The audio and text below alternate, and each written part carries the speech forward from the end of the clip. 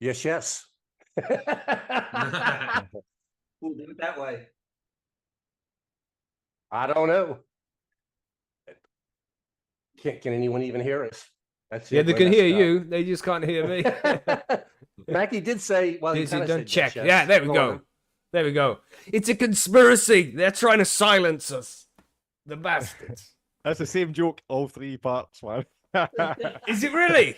Yeah, so it was because Ben, I think, was it Ben that didn't show up? And we're like, oh, they've got him already. Oh, yeah. Yeah, they took him out. That's right, It's man, okay. immediately. That's right. Where is he now? He is supposed to be here. We have, I've messaged him earlier, so he will be here. Hopefully, anyway. Hopefully. Yes, so thanks for coming to join us, lads. We are doing the conspiracy special today. Everybody out there listening, I'm sure you are aware, because that is the title of the video or the download that you've clicked. So yeah, welcome. We're going to talk about some crazy stuff. There's been some crazy shit going on around the world over the last couple of months, and I want to cover some of that while we're here, and we can all talk about it. But we'll wait for Ben to arrive before we get stuck in, and we'll quickly introduce ourselves. There's me, Macky, from the UK, the host of High on Homegrown. We have Monkey Do, the co-host. Do you want to say hi, Monkey? Everybody, Monkey down here in the Southeast US. Hope everybody's ready for some conspiracy. Conspiracy. And what are you saying, Bryan? Congratulations to Bryan as well, everybody. He has a new son, so congratulations, yes, bro. Really good. Yeah, 11 days old today. Just really appreciative. And these are the kind of shows that I like, man, because, sometimes it gets old kind of talking about the same stuff. And to be able to talk about these kind of subjects without anybody feeling a certain way, or I've never had I've talked about these kind of subjects before, and people sometimes take it personally, and people kind of start getting crazy with it. So I just love that we're sitting here talking about goofy shit, enjoying some cannabis, and kind of going down the rabbit hole of what seems to be true. A lot of these conspiracy theories end up being true, which is the creepy part. After 6 months or 2 years, which is one of the things I want to talk about. Because about one of the pieces of news that came out over the last couple of days. So, yeah, we'll get to that in a little bit. Don't worry, won't forget. Because there's Conor as well. Conor, you want to say hi, mate? How you doing, lads? Cannabis TV in Scotland. Just like Bryan was saying, this is fucking quality content. Super fun to chat about, especially when you're ripped as fuck. So looking forward to it. Sweet. Yeah, and there will be Ben Boland, who is from Stuff They Don't Want You to Know. He should be arriving sometime soon. He's probably loaded up his Zoom and been like, oh, I need to update. Yeah, so because that happens sometimes. But he'll be here. Fingers crossed. Hit that like button if you haven't already. And make sure you're smoking on something nice if you haven't got something like that. But this is the conspiracy show, so it's not necessary. It's just preferred. Very cool. Yeah, so where do we even begin? Because Ben isn't here yet. We don't want to go in on the conspiracy stuff. What did we talk about in between then and now? Did any of you see the Northern Lights? Because we'll start there, because that's leading into one of the conspiracies I want to talk about. I saw it. It was very fucking cool. Bryan, what about you, man? Do you see where you are? I didn't see it, but my wife was able to take some pictures. Awesome. It wasn't as cool as you had hoped, at least in Colorado, but it definitely looked cool in the photo. Yeah. What about you, Conor? You did we speak before then? I don't know. Did you see? I spoke about this on Sunday. No, but so I got off the train after work about 11:30, 12 at night, and it just looked like fucking like a total idiot. It was just white streaks in the sky. So I went to bed, woke up in the morning, and everybody had this fucking archive of psychedelic fucking photos in the morning, man. I was like, what the fuck? So I seen white streaks in the sky, and that was as far as I got. Yeah, that's what I saw. But if you look through your camera on your phone with night settings on, you see different colors and stuff like that. It's very cool. But while you were talking there, we had Ben arrive. Are you there, Ben? Yes. Yes, Ben. Hello. Yes. How you doing, man? Doing well. Thank you all for bearing with me as I learned time zone math and completely missed our previous episode. But it's great to hear from everyone. You guys talking about those Northern Lights? Yeah. We was going to lead into our first conspiracy theory, but first I wanted to see if anybody saw it. Did you see some, Ben?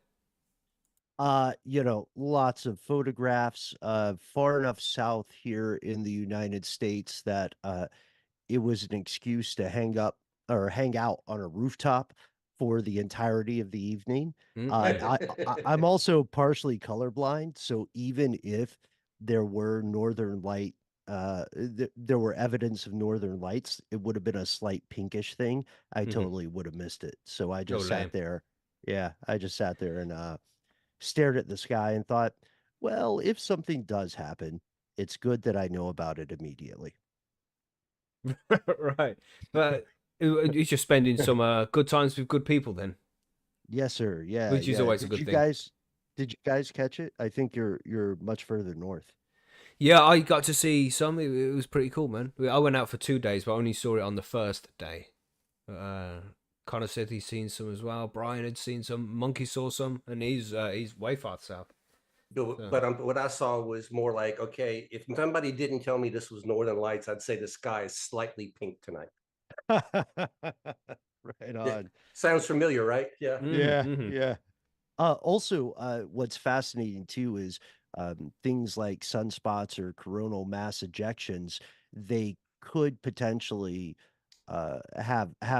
pose problems for like satellite networks, electric grids, and that is part of why I decided to stay up the entirety of that evening because I was thinking, all right, Oh, man. cool, right? Yeah, you were that far. Was you like stoned or something? Just a little bit paranoid. They're gonna fry all the circuits. We're all gonna die. 3 days with no electricity. We're all dead. Like Wait, I Y2K can't all be over. the only one. Right. Yeah. Y2K, yeah. Yeah, the Carrington event that was like like 130 years ago or something. I'm not sure the date where there was a coronal mass ejection and it wiped out a load of radio towers or something. I'm not too clued up on it, but I think it's called the Carrington event. Very cool, but it's not likely to happen nowadays because the technology is better, right? Yeah, It'd be maybe quite funny not. if you like woke up in the morning after Northern Lights and your phone had like 110% battery. What the fuck? Yeah.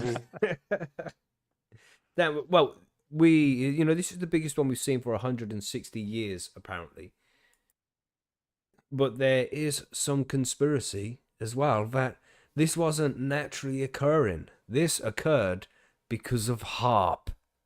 You all seen this? You all seen the conspiracy Yeah. theory about it was HARP? They were firing things at the atmosphere and it got reflected back to Earth, and that's why it was so extra this time round compared to what it usually is.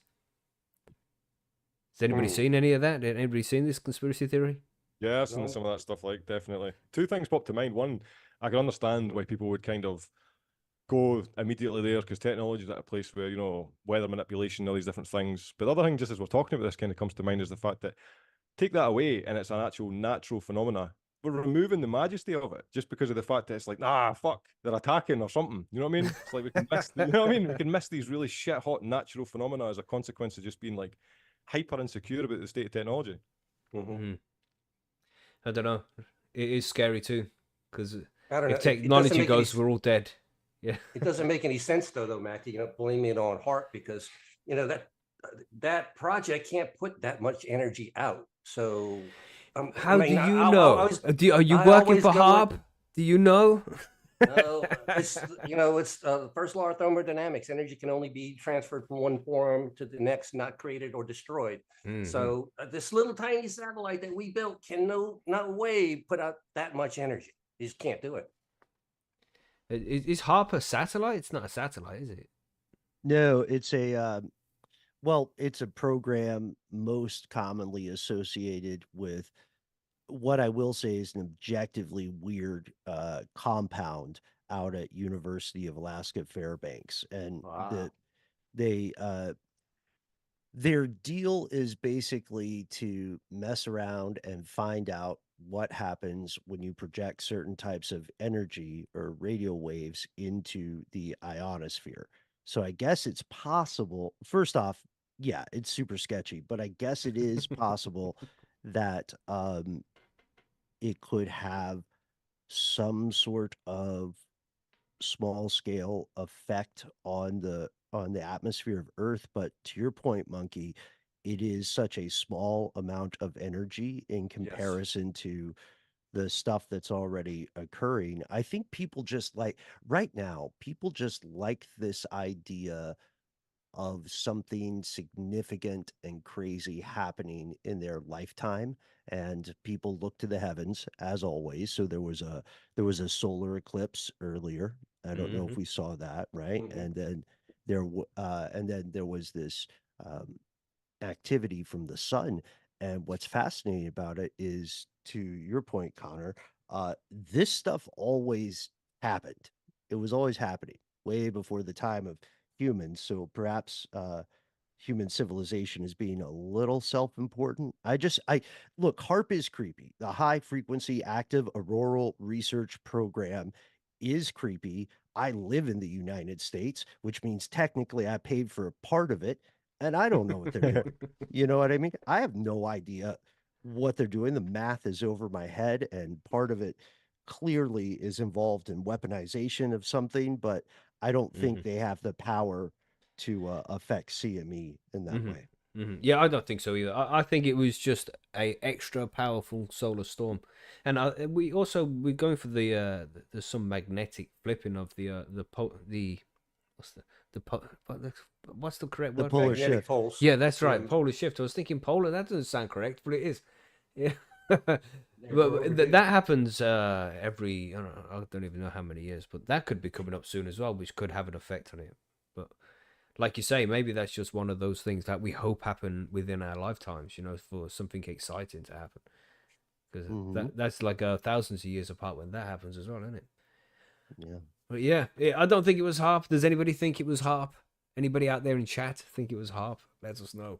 But yeah, I think it was just normal stuff and very cool as well. Very cool.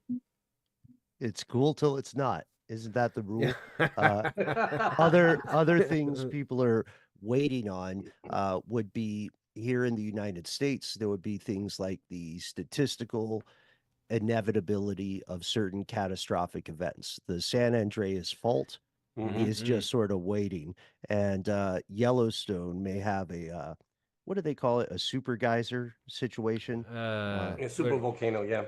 Super volcano. Yes, thank you. But again, that's the problem of time windows, right? This when geologists say something is on the way, they mean that sometime in the next several centuries or thousand such of years, right? And I don't know. I guess I am speaking on behalf of the California Tourist Board as well as the good folks at the Yellowstone National Park and saying go see them both just in case, just before they blow up, be able to say you were there. Yeah, yeah. Don't be like that guy on Mount St. Helens. Did you see that guy? It's like the last photograph he took as the mountain was exploding. Mm, yeah. Savage, savage. But Did nature's he scary, huh? did he get away? He's fine, right? Otherwise we wouldn't have the Sure. video. Well, yeah. Well, the cameraman never dies, so he's probably okay. Yeah, man. But I like the, just like to look into the conspiracy theories of things. And when I saw, I think it was on X where people were going, "This is Harp. Harp did this." Like, yeah, funny because it isn't, but it's funny to see people are still creative in that way. But what Harp else was is it? creepy though. Oh Harp yeah, is for creepy, sure, for just sure. to be But clear. I just don't think it's powerful enough. But who fucking knows, man? Who knows what they can and can't do without us That's knowing? exactly how I feel about it. Like the information that we know, you could probably times it by like 300 or 400%, and then that's when you begin into the classified documents of fucking things that are hidden. So I think it's well within the reach of fucking whatever they have to do these kind of things. Whether or not that's the case, I don't know. I don't know if it's just nihilistic to always think that it's like everything that's kind of cool was testing for something malevolent in the future. What do you think, Brian? You're sitting there in the background, all quiet. Do you think Harp did the recent Northern Lights? No, and I appreciate Ben coming on. I've been watching his podcast a little bit when I have some time and stuff. So these are fun things to talk about. I like to sit back and learn. I would say that at this day and age, man, with the ability for us to be able to come together and stuff, this kind of stuff actually bothers me in the fact that nobody fact checks anything and just runs with it. I even saw this dude that had a shirt on the other day that said birds aren't real. Yeah, you So see it's that? almost like, yeah. So all of a sudden it's like, wait a minute, like how far are we going off the edge here? I thought we were all working together to kind of like get through the sludge and figure out what's true, not to just say whatever we think, and then 10% of the internet runs with it, and then that's the part that scares me. I think HARP is extremely creepy. I think you should take the time. There's definitely a few documentaries you can watch on it and see for yourself. But I think the phenomenon of a Northern Lights is the beauty of the universe and the fact that we are sitting here in space, fucking floating in infinite space, and nobody's talking about that kind of stuff. It's pretty magical, the place that we're at, and a lot of us are so entwined into technology that we're kind of forgetting about that aspect of life. And we were talking about enjoying mushrooms and stuff, and I think that's where hopefully society would be a little bit more, so that they can see that birds are real. And I've seen them build nests when I was tripping, and it's a wonderful thing to see. Like, the work ethic that goes into building a nest was unbelievable. I sat there with a buddy of mine for probably 3-4 hours just watching him build a little home for himself. Sweet. Yeah, man. How do you know they weren't just like little drones, man? They're just doing it to make you think that they're real. You know what I'm saying? Well, it's like, when does that stop, though? Drones with it's like, feathers. Ooh. let's push the envelope, but let's all like kind of fact check you a little bit, so it's not just like, hey, everybody just say whatever they think, and all of a sudden, because I said it, now all of a sudden it's real. And Well, people that's how do it use started, the right? heart. Yeah, but when people, because there was just one guy who was recorded and put up on YouTube back in the early days talking about birds being fake and how birds are just government drones, and when they land on wires, they're in fact charging. And and like you say, it just, some people heard it on the internet and they ran with it, and some people think that it's fucking real, and it's so obvious that it isn't. Are all birds real? Maybe not. Maybe there is a few fake ones out there. But all of them being fake, I don't know about that, It's interesting that though, because that's the thing that pops to mind. If you go back like 100 years or so, when like journalism was at like its infancy, it was all about diluting the public's opinion in order to kind of win their mind, essentially. And now it's like that's one method they can do it. The method that seems to be running now is like hyper disillusion, where it's you flood them with so much information you can't make an informed decision. And I'm not meaning like on a local like level. I'm talking about like a multinational corporation level, disinformation project, that kind of shit. And that's what this sounds like. That's what like a lot of these. That's why it's so fun to fucking talk about it, because what we're doing with this conspiracy stuff is essentially sieving through the shit. You know what I mean? That's what it's kind of like. But that's what it sounds like. Just when Bryan was talking about that about fact checking the shit, it's like no wonder they're so disillusioned. It's like nobody fact checks anything. It's like, quality, take that and run with it. Because we just like instantly assume that because it's coming from a certain news source that it has some reliability to it. Because back in our day, I wouldn't say that they were more reliable, but we were not as awake to how fucking corrupt they all are. You know what I mean? And I think things are just changing now, slowly. Oh, sorry, I got distracted reading chat there. Chickens are real. Dinosaurs, yeah. Man, Yeah, agreed with all points. I will also add to this that in, I think, 2023, summer 2023, maybe spring, a group of scientists got together and they took taxidermy birds, right? Birds that died, right? And they put them as the skin over drones. So that is the that is the most that is the closest I've seen to the allegation that birds aren't real. And I guess in the longer form of things, most birds that have lived, or most bird species, are probably extinct at this point. So those birds were real, but they're gone. I don't know, man. A lot of people have problems with birds. I get it. They're just fancier dinosaurs, right? Yeah. But I've been watching a lot of stuff. I've been reading a lot about corvid intelligence, and I'm still kind of freaked out by parrots. I'm just gonna be honest. I think, like, I get it. They deserve to exist. They have evolved that way for some sort of reason due to environmental pressure. They're probably better than me at karaoke, especially the ones that can speak languages, even if they don't know what they're saying. I get it. I see why people would not want birds to be real. They do have weird superpowers. Yeah, man, and the big ones, they're savage. Have you seen Oh, like it's an eagle before? I think it was an eagle. It might have been a bald eagle, but it was a huge bird, and it just comes swooping down and tried to grab somebody's kid, and it lifted the kid off the ground, but I don't know, like 5, 6 feet, and then dropped it, so the kid landed on the floor. But you know, how close was that kid to being taken away, just like a piece of fucking food, and got eaten by an eagle in a bird's nest somewhere? What happened to Savage.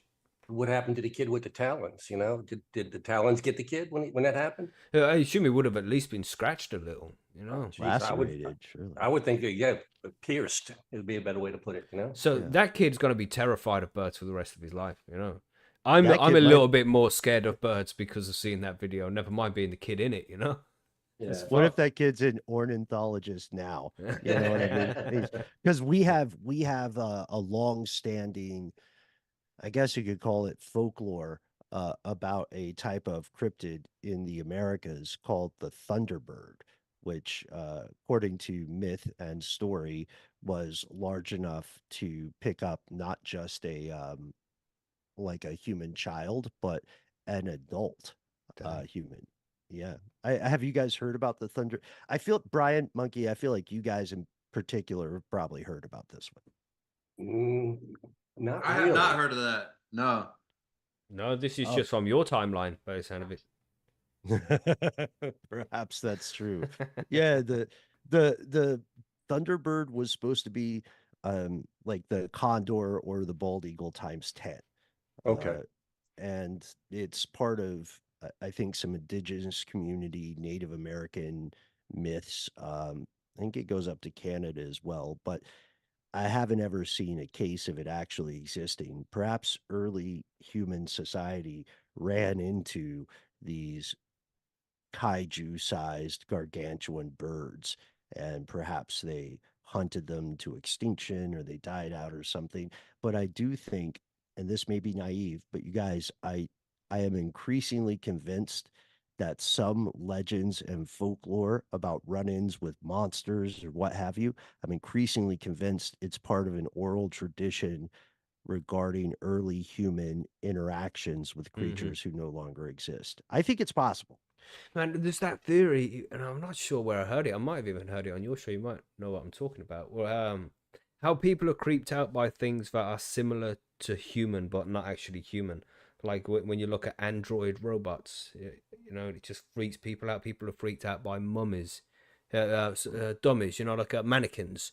People are freaked out by that kind of stuff. And are we naturally freaked out by something that's similar to human but not human? Because there was something thousands of years ago in you know prehistorical times.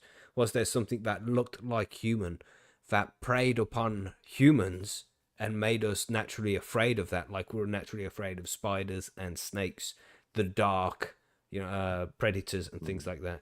So yeah, the uncanny valley, I think Gellert might be touching it because yeah, it's like the uncanny valley. Well, that's what Mhm, not the fear. That's the wrong word.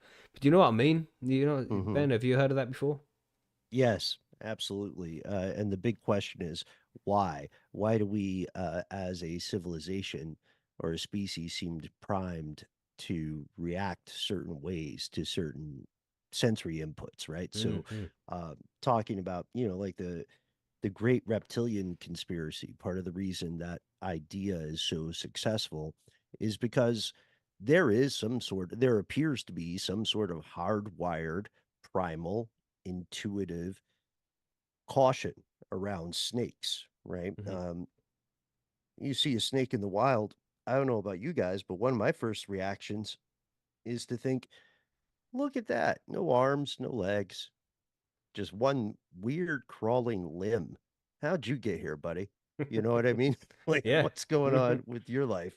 But yeah, it does appear that there are, and I'll defer to the group here. From my understanding, the reason that people across community and culture tend to react to certain animals in certain ways, it appears to imply that there is an evolutionary factor in this. You know what I mean? Mm-hmm. Snakes, for instance, are snakes are seen as dangerous They're seen as the holders of forbidden knowledge in multiple cultures, like the Naga in the Indian subcontinent, the Judeo-Christian or the Abrahamic, snake in the garden, all that stuff. And I think it might go back to some early human tribe. Someone saw a snake for the first time, it bit them, and they said, "Ow, today I learned something." I don't know, man. No, Maybe I'm I think it comes from the people who were afraid of snakes didn't get bit and weren't killed by snakes oh. before they had offspring. So the people who had the fear and stayed away from them would have offspring and slowly pass like little pieces of that phobia down to their offspring, and it just developed over time, you know. But those people who were not afraid of snakes would go to the snake and get bitten, maybe killed because it was venomous, and before they had offspring, so that didn't get passed down. So that little gene, that phobia, that behavior that we have, lived longer because they were the people who were having more offspring with that phobia. You know, I hope that makes Sort sense. of like the Darwin Awards, right? Yeah, yeah. Evolution is a fascinating topic, man. I love it. It goes deep. But anyway, yeah, interesting. There's some other conspiracies that I wanted to talk about as well, and it kind of touches on this, some humanoid thing. And I don't know, this might be a little bit controversial, I don't know, but I saw a picture from China. It was a video from China, again on X, and they had made like half monkey, half human hybrids, allegedly, and it's like I just think that they have already done this. This has already taken place. We just don't get told about this thing. And they have CRISPR now, so they're probably doing all sorts of gene editing shit that they're not even telling us about in the background, making super soldiers and things like that. Do you think that the Chinese army, for one example, but maybe even the US Army as well, or all the major armies in the world, do you think they are breeding super soldiers and fucking around with genetics? What do you think, Connor? What do you think about this kind of thing, man? You think I'm crazy? No, I think it's funny as fuck. I love hearing that, man. Super soldiers. You know what I'm saying? I love it, man. I fucking love it. No, so the thing that popped to mind was I read this article the other day, and it was essentially a guy died after 3 months of getting a pig kidney. It was like a pig transplant. What they'd done was that they Right. deactivated specific. I know nothing about any of this. I'm going to butcher all the language, but they As we do. deactivated As we do. 100% exact. Just totally as a wee fucking censor it there first before I get started. But they deactivated specific enzymes or cells in the pig kidney, which have a tendency to be detrimental to humans in some form. You know, they cause disease or they'll attack it in some form. So they've done all these little. And when I'm reading this, I'm like, it sounded the way the person was writing the article was like they just clicked a switch. You know, and they'll do that by obviously like deactivating or activating specific fucking functions within each particular cell, and that's as deep as my fucking knowledge goes. The reason I'm saying that is that's what they're telling us on the mainstream. You know, that's like this is what we're doing, and it was at university, and it was NYU or something like that potentially, and it was like this is official. Like we're willing to talk about this, and this is the stage of our technology. So that's on the surface, which is acceptable. So that means way fucking deep down in the background, they must have some form of. I mean, we're almost touching on the celebrity clone thing. You know what I mean? Really, that's what this is. But I mean, they did it in the film The Sixth Day. Was it The Sixth Day? Arnold Schwarzenegger, fucking 20 odd years. Yeah. And now, like, I'm a firm believer that fucking a lot of these films, if not fucking the vast majority of them, are like preconditioning. You know, it's like where do they get in these crazy stories? Because they've got the blueprint, dickhead, and this is them fucking showing you. You know, it's what was it? The thing it's the normalization, all that shit. So yeah, that's I wouldn't be surprised that there's some crazy ultra fucking science fiction thing going on to do with genetics. You know, it would be. I'd be surprised if they weren't doing something like that. Quite honestly. Yeah. I mean, there's a video I've seen of it was Putin and Xi Jinping. I think Putin had just got off a plane, and then the Russian bodyguards and the Chinese bodyguards just look at each other and nod, just be like, "Yeah, how you doing?" You know, they've probably met before.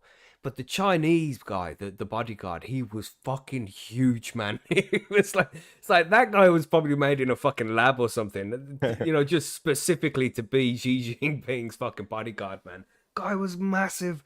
He looked like, remember the 80s movies? Remember that guy who used to fight with Jean-Claude Van Damme in the movies back in the day? You know that guy? He had like half of his eye missing or something. Yeah, looked just like him. It was crazy, man. Gosh, terrifying.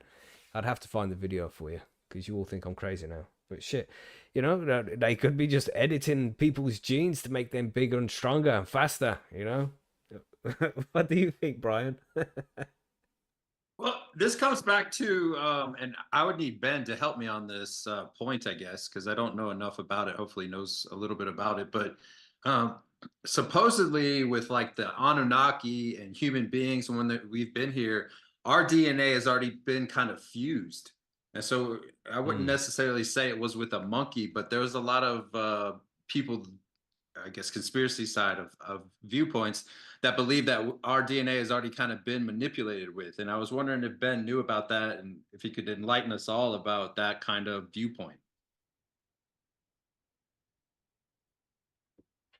Yeah, Ben. Yeah. Can you guys hear me?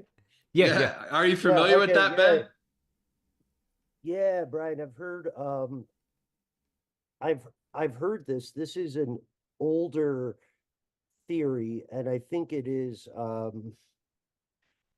endlessly fascinating in a couple of ways. So to respond first to the idea of Chinese eugenics, really, right? The breeding of super soldiers through biological means.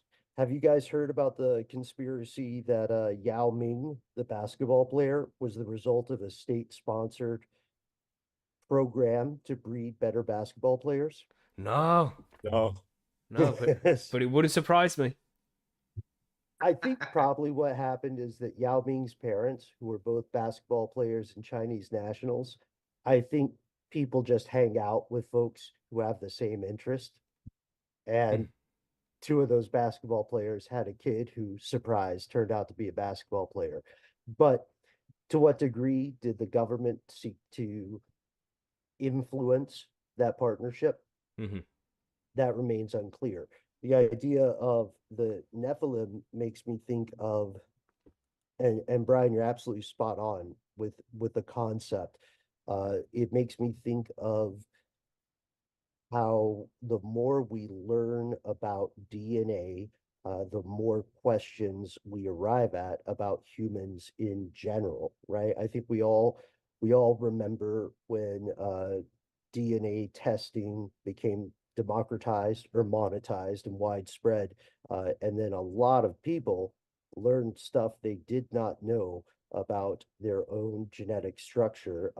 You found people who had surprise, like a percentage of Neanderthal heritage. We found people who had a percentage of Denisovan heritage.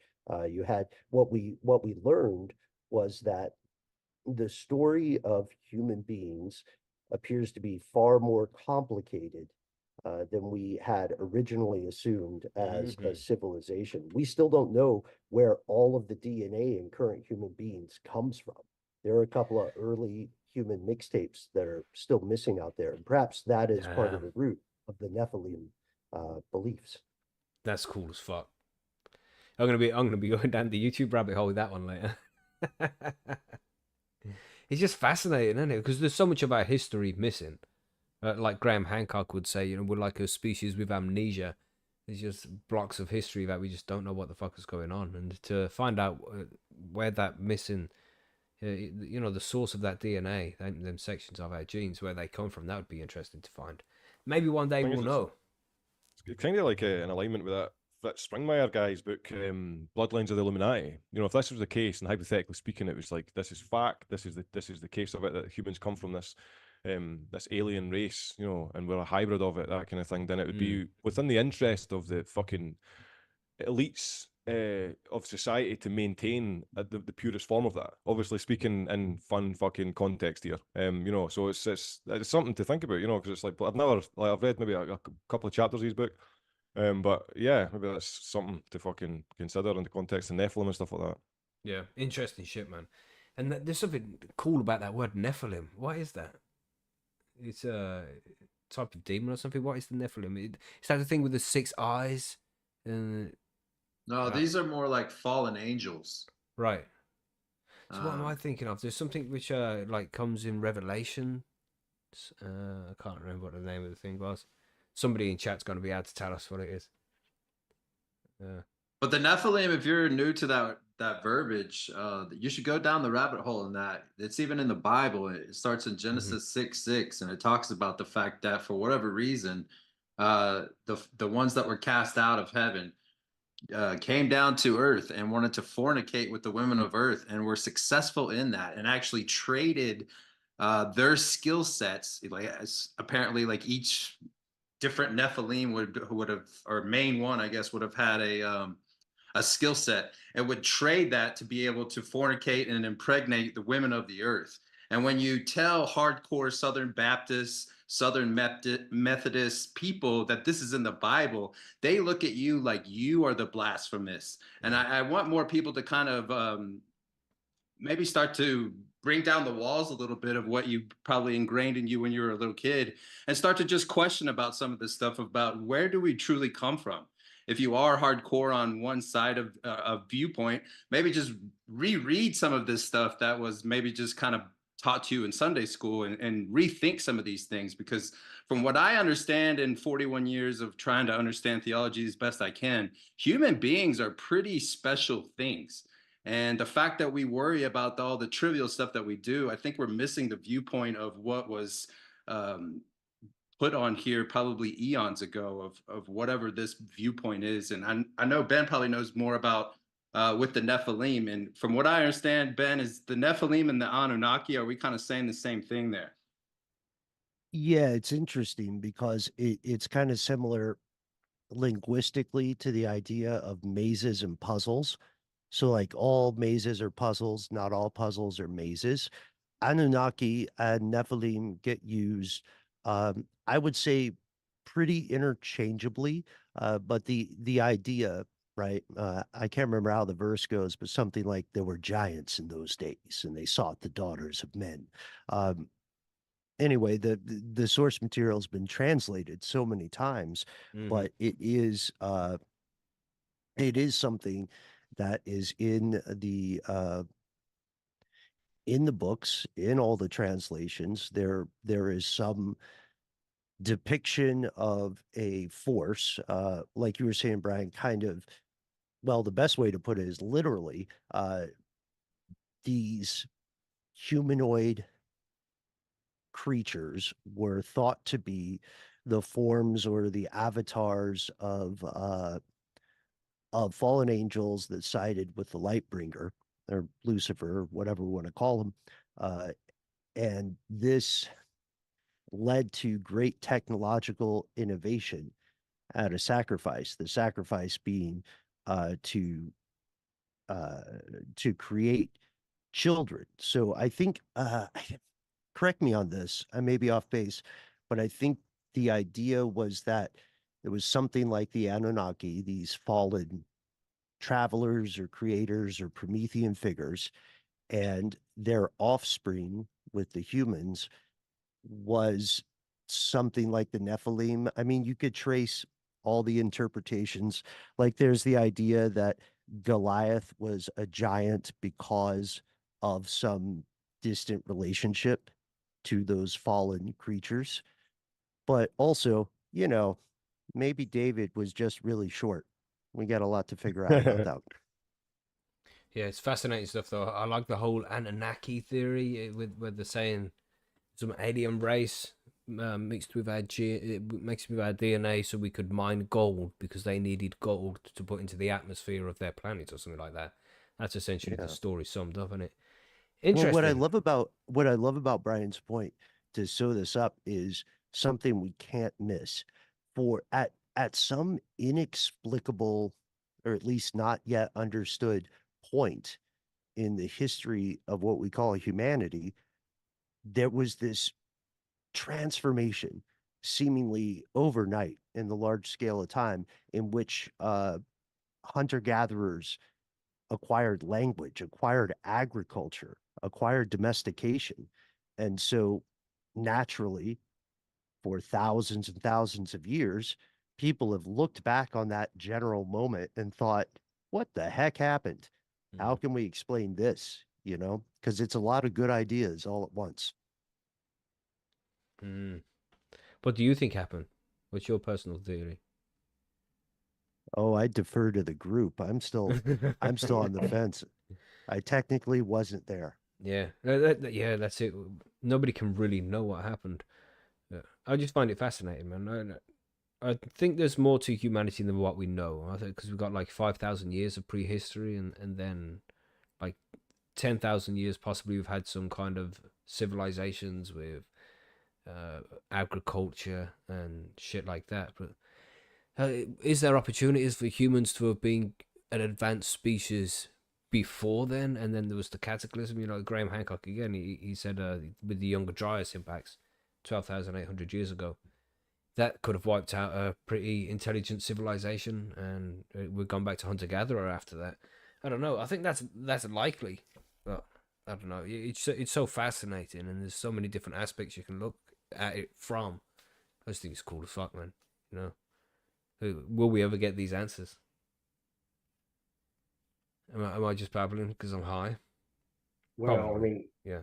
invent the time travel machine and we'll go back and we'll get the answers. But it hasn't Yeah. happened yet because they haven't come back and visited. So it's not happened.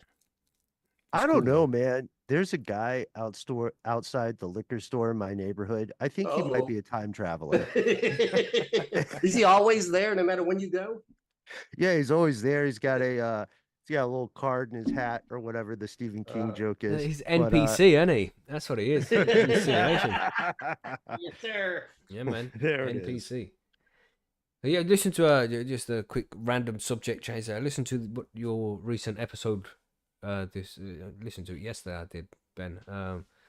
About the lost tombs. It was a repeat. yeah. You put it back out again. Fucking, I like that series, man. Because it was a two-parter, and it's going into some interesting stuff, man, about lost tombs and things like that. I like it. And if anybody hasn't checked out stuff they don't want you to know yet, definitely check it out. It's a proper professional podcast. It's not like ours. They actually nail the professionalism. We only attempt it. Oh, jeez. No way. Listen to our show live sometime, Ben. You'll see. Yeah, thanks for the Lost Tombs. That series, I think, ties into this larger discussion about the hidden history of humanity. Because one thing we can say about the human species is it is amazing at losing stuff. Every time you think, where are my keys? Where is my wallet? Where is my phone, I guess, for a lot of people, then it's important to remember that you are doing in a small version of what the entire human species does. This species has lost cities for sure. Troy was thought to be a city of myth until well into the 1800s when it was rediscovered. There are cities beneath the waves due to tectonic shifts. The jungle eats cities, right? And so I find it not implausible to say, hey, by the way, some of the most important people in history, we have no idea where they're buried, right? That's true. And so with that, is it crazy to imagine a world wherein humans lost an entire previous civilization? I don't think it's crazy. Absolutely, man. Sorry, I yield my time. Let me step off this soapbox. We've had a long history, man. I think there's big gaps in it. I mean, it would be nice to know how they got there.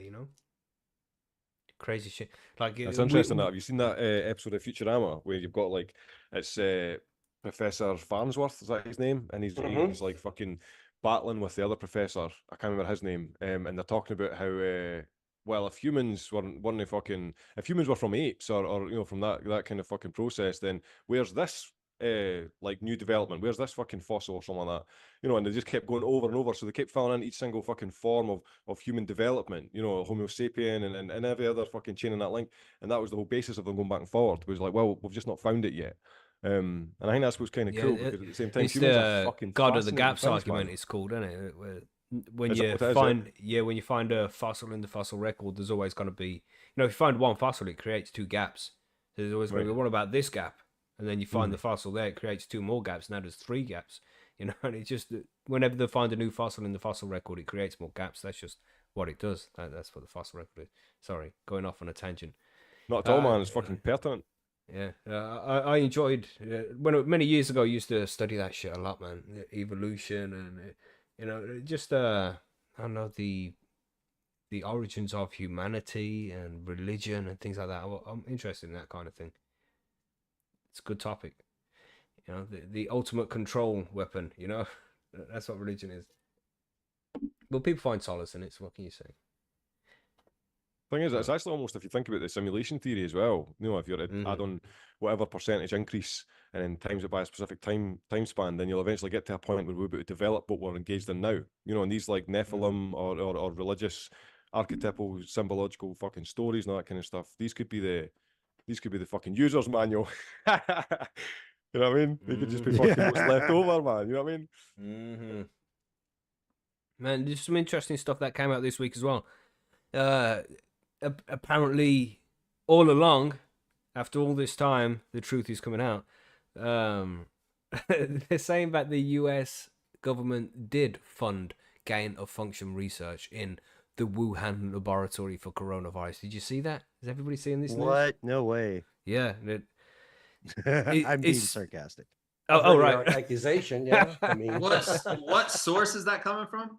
I'm not sure of the source. I've seen it on a few different news networks now, but I'm always skeptical of things until it's been through the ringer and see what people fucking say about it. Because we suspected it all along, but you need to see proper evidence, not just somebody saying things. You need to see proper evidence to prove it, because that's a big claim. But it does look like that they did fund it. Well, first question would be to go, as Bryan said, to find the source, also to see any kind of documented paper trail. The U.S. does fund all sorts of field trips and adventures and research, we could call it, across the world and indeed into the near bounds of outer space. However, given that the current government of China and the current iteration of the United States are at best frenemies, we have to ask ourselves seriously about how that sort of research cooperation or agreement would work, because right now, as we've seen, maybe you guys have seen it across the Atlantic as well, there's growing tension geopolitically, and all wars are about resources. So it seems that if this gain of function research was directly funded by the US on the Chinese mainland, the PRC, the government of China, would immediately come out and say, hey, look, here it is. We documented this. Here is like the line item budget, because they wouldn't, their current calculus would lead them to expose that as a way of saving face in the international sphere. So I'm not saying it didn't happen. I'm just saying there are a lot of steps in that order of operations we would need to understand to be able to like give that credence. I mean, maybe, but I just don't see it, because it would be such a win for the Chinese government to say, hey, look at these folks. Yeah. And they haven't. Yeah, good point, man. It's interesting because they would come out and be like, look what they did. Look, it was them all along. Look. But at the same time, would they? Because the USA is like the biggest customer to the Chinese, and to damage the relationship between the two. Everything was down to money, right? No question they would do it, though. No. Just to shame the international community, to shame the US, they definitely would do it. Yeah. It's going to be interesting to see how it evolves. Yeah, how tough is it? How tough is it to get EU citizenship? Just checking. Unrelated. You don't want to come here. Don't want to come here, bro. Yeah, asking for a friend, right? Europe's fucked too. Yeah. Tell your friend, don't. It's not worth it. But I don't know, man.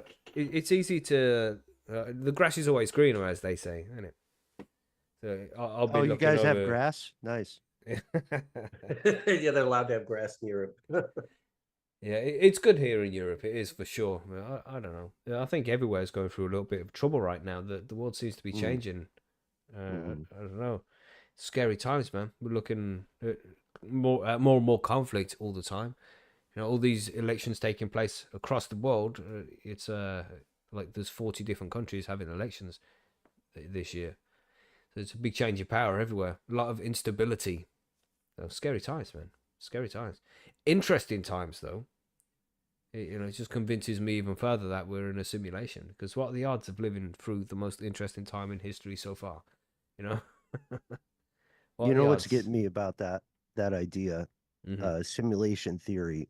Like a lot of us, I keep thinking, okay, I've squared this philosophically, and then I learn another thing that puts me back into that rabbit hole. And one of the recent things is, have you guys heard about this, the dead internet theory? Yeah, I have. Well, what do No. you all think? Or like, how would you phrase it, and what does everybody think about it? How would you Oh, describe it? I've no idea what it is. Yeah, The I'd dead say. internet. Yeah, sorry, Brian.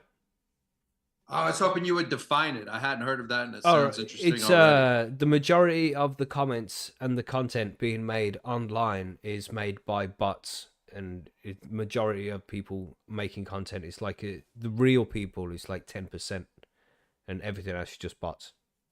So that's pretty much it, right, Ben? I got that right. It summed it up.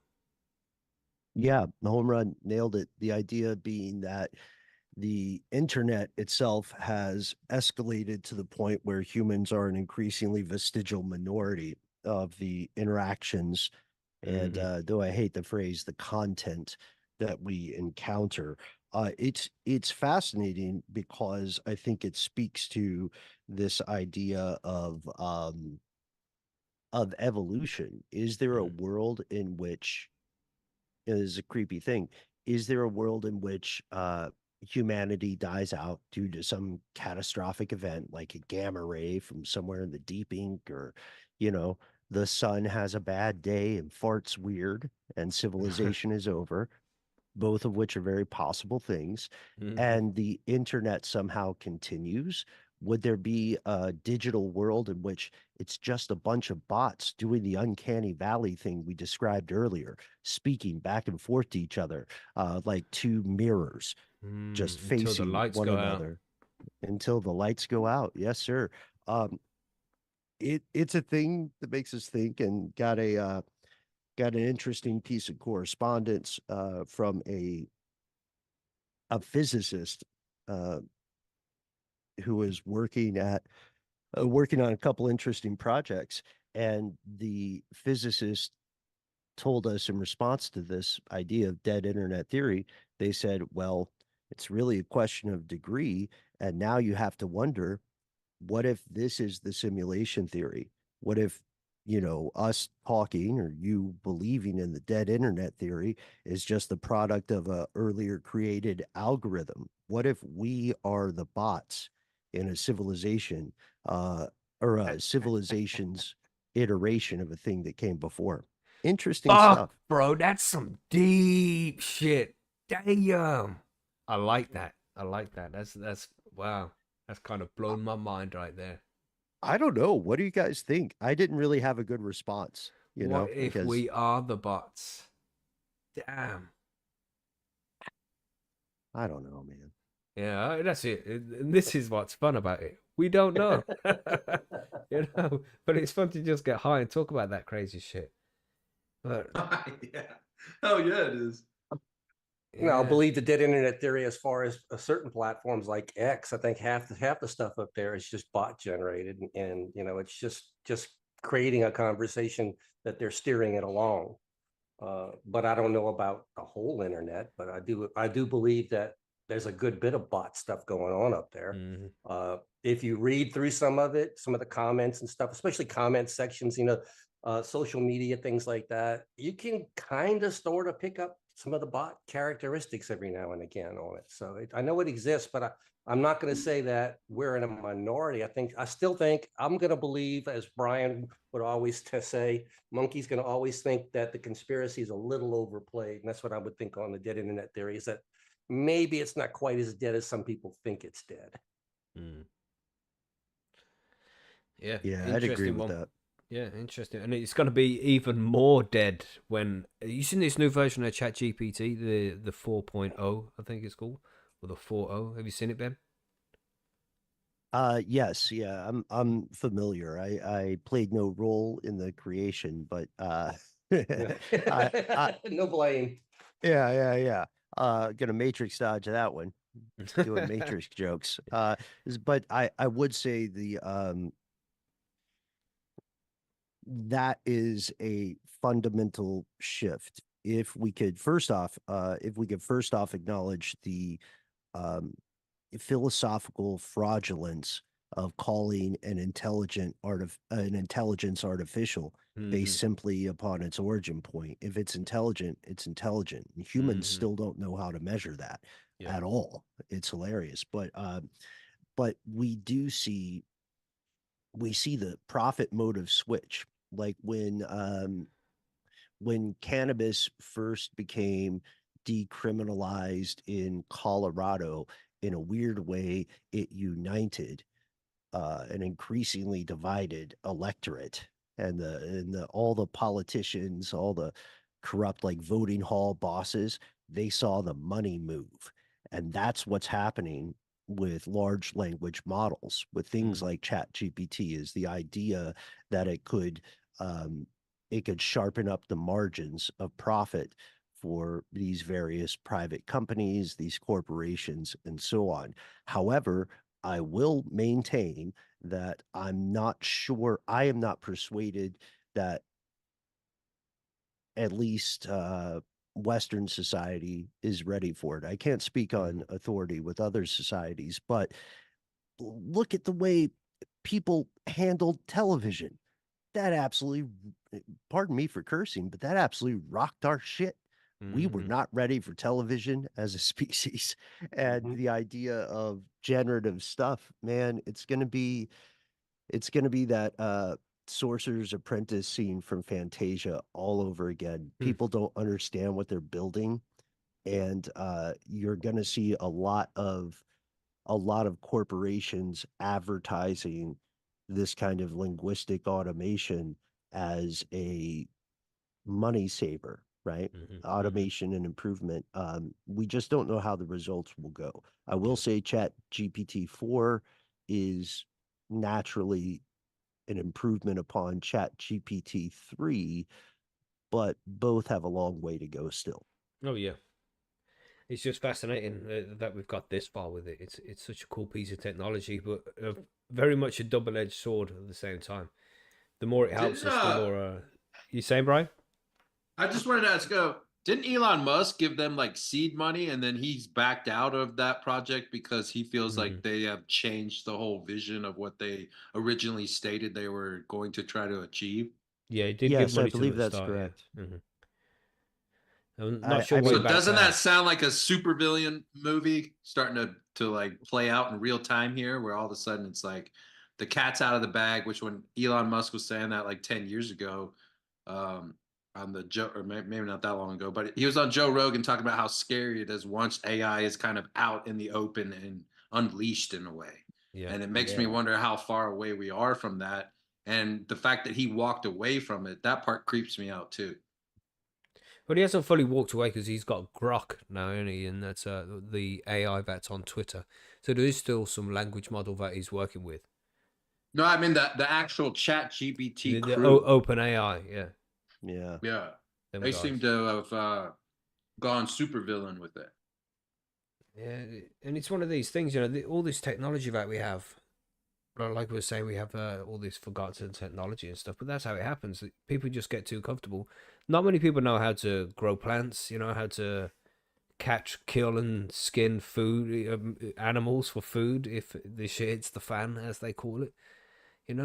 We've lost so much technology already. If there was a big catastrophe now, a lot of people wouldn't be able to survive in the wild.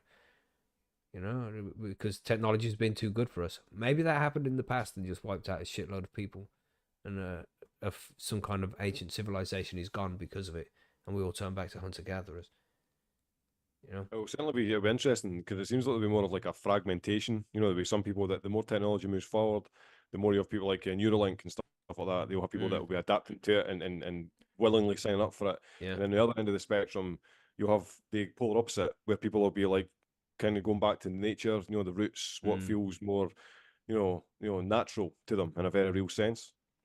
But you all know about the Great Filter, you know? Is that something that you think is possible? That every advanced civilization at some point gets to a point where they wipe themselves out, and that's why we don't see aliens, or maybe we do, but you know, that's why we got no alien races visit us as far as we know. We think about that shit. What do you think, Connor? You heard of this shit before? No, you elaborate on that. What is that? I'm a little high. I've forgotten what I was saying. So just that we eventually get to a point where we kill ourselves, essentially. Yeah, the So what I Great think- Filter. That's right. The because we don't have any alien civilizations coming to visit us, and we can't see any evidence of them being out there.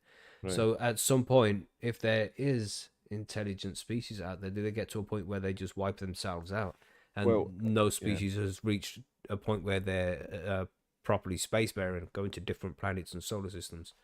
You know? So it's interesting. One of the things is that always pops to mind when we say alien is this assumed anthropomorphic, is that the right way? Anthropomorphic alien. That's what we're looking at. Whereas it's like, fuck man, take enough DMT and you're not looking at something like that. You know what I mean? And yet you're looking at something that's very seemingly intelligent. You know, so it's like take fucking AI far enough and it would seem like an alien.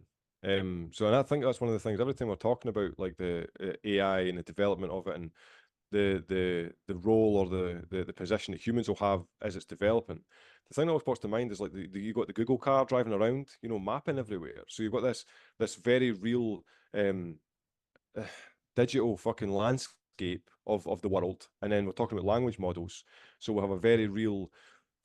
Is that metaphysical language? We'll have that as a model, you know, and then because all the photos and all the fucking selfies, those are now models. Doesn't take very long for us to not be here and yet have like this digital residue as a human species, you know, this digital memory that's left.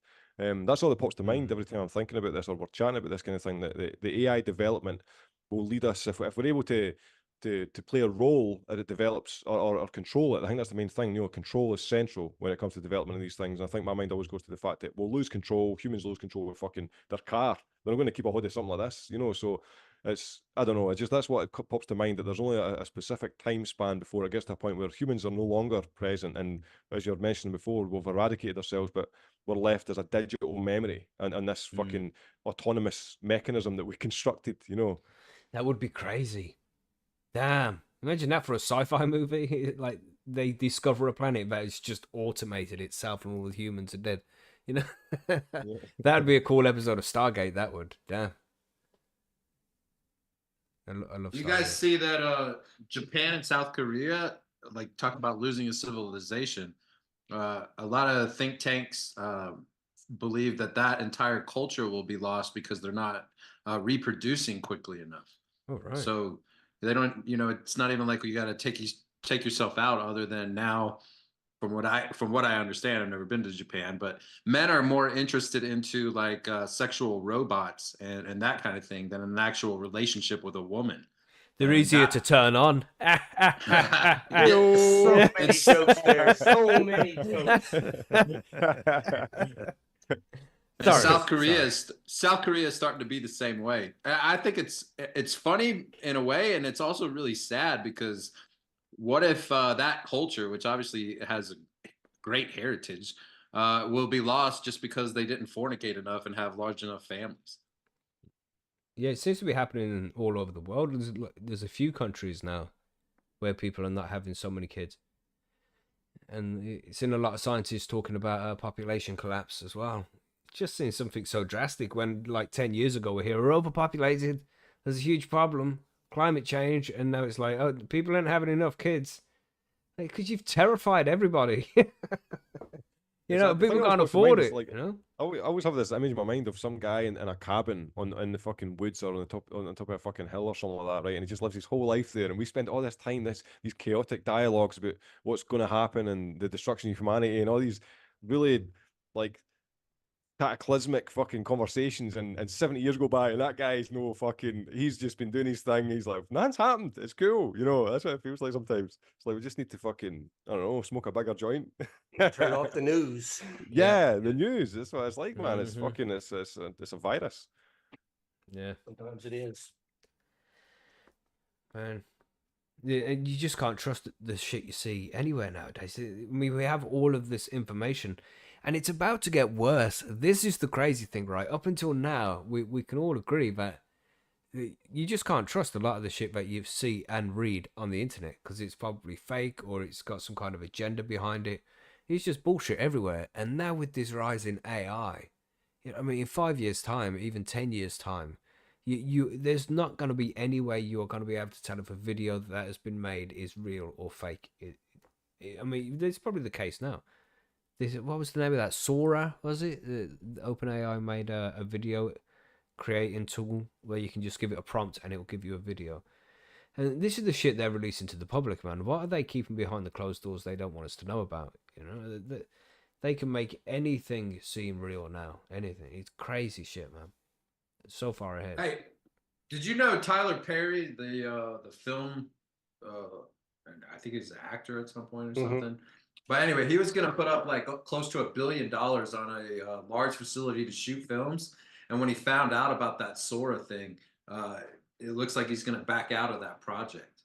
So whatever that Sora program can achieve, and obviously Tyler Perry and his people obviously know way more than we do. It seems like that money that was being spent, he's just going to lose instead of just going after and building out this huge complex. So there's something to that Sora thing. Times are changing, man. I think the next 10 years are going to be very interesting.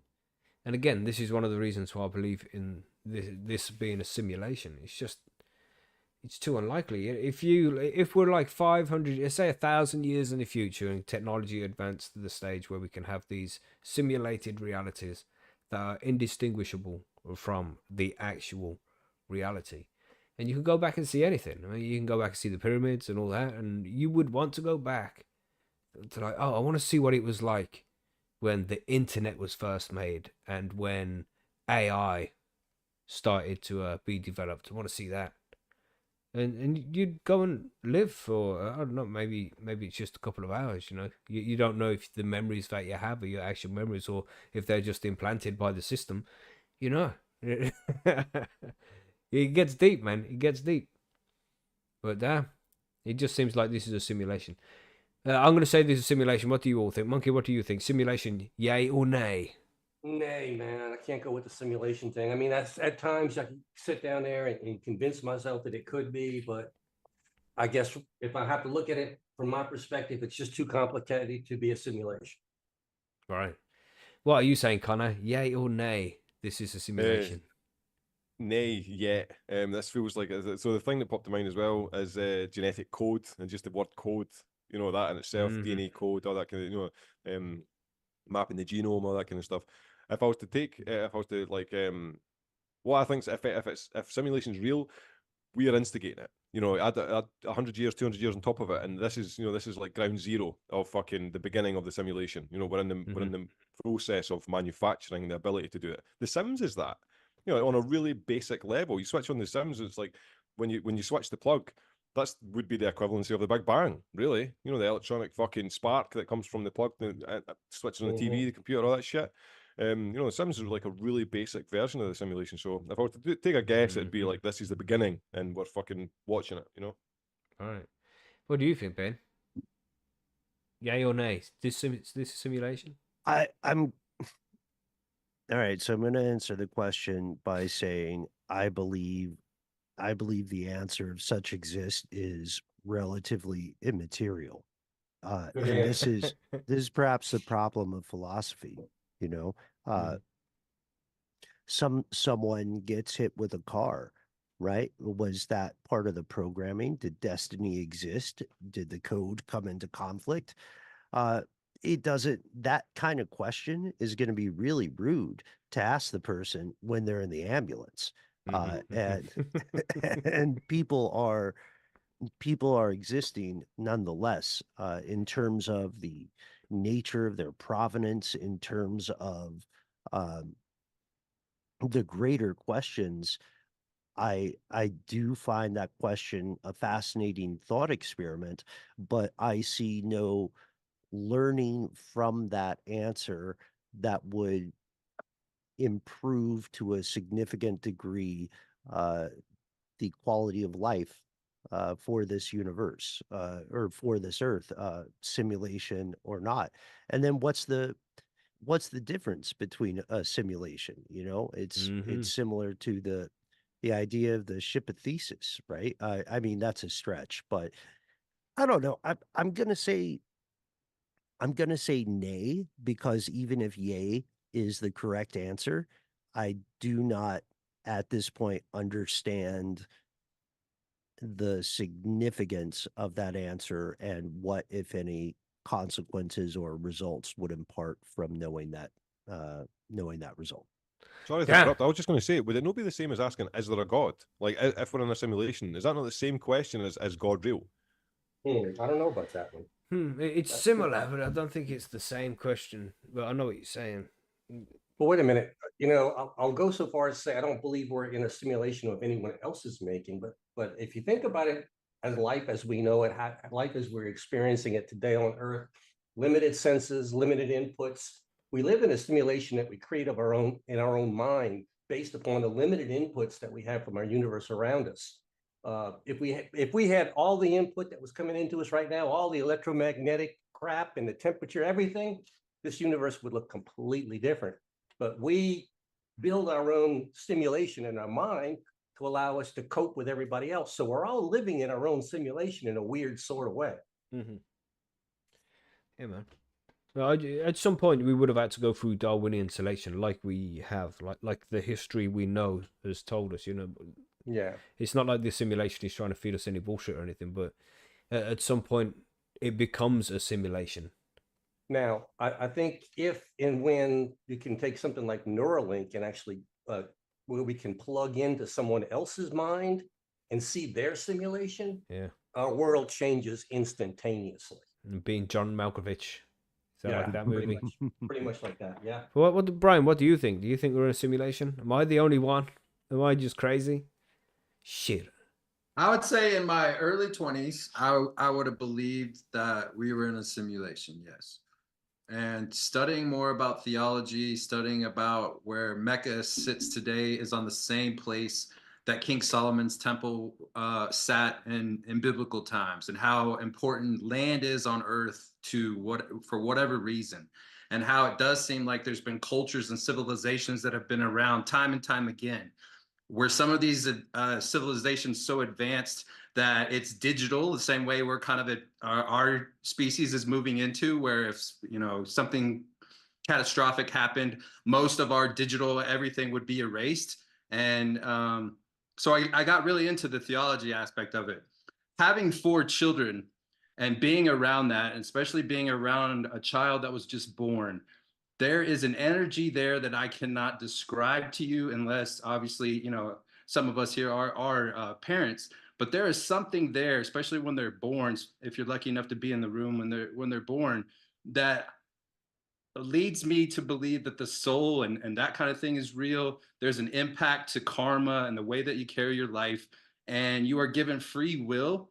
It seems, my personal viewpoint is that way too. And so there are people that are pieces of shit, and there are people that are fantastic human beings. And that energy is put onto this planet. And for whatever reason, that's kind of where human beings are at this point.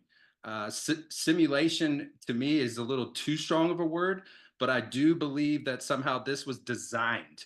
Like there was, we have seasons, we have, just watching what my wife had gone through, from having a child in her stomach to now passing that child through, and having them now just come into the world. That also to me seems like it was a designed feature for a human being.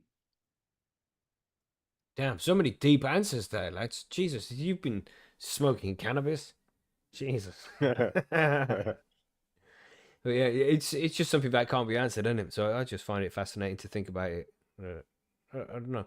That maybe that's my Roman Empire. You know, you know that whole thing. That was the glory that was your Rome.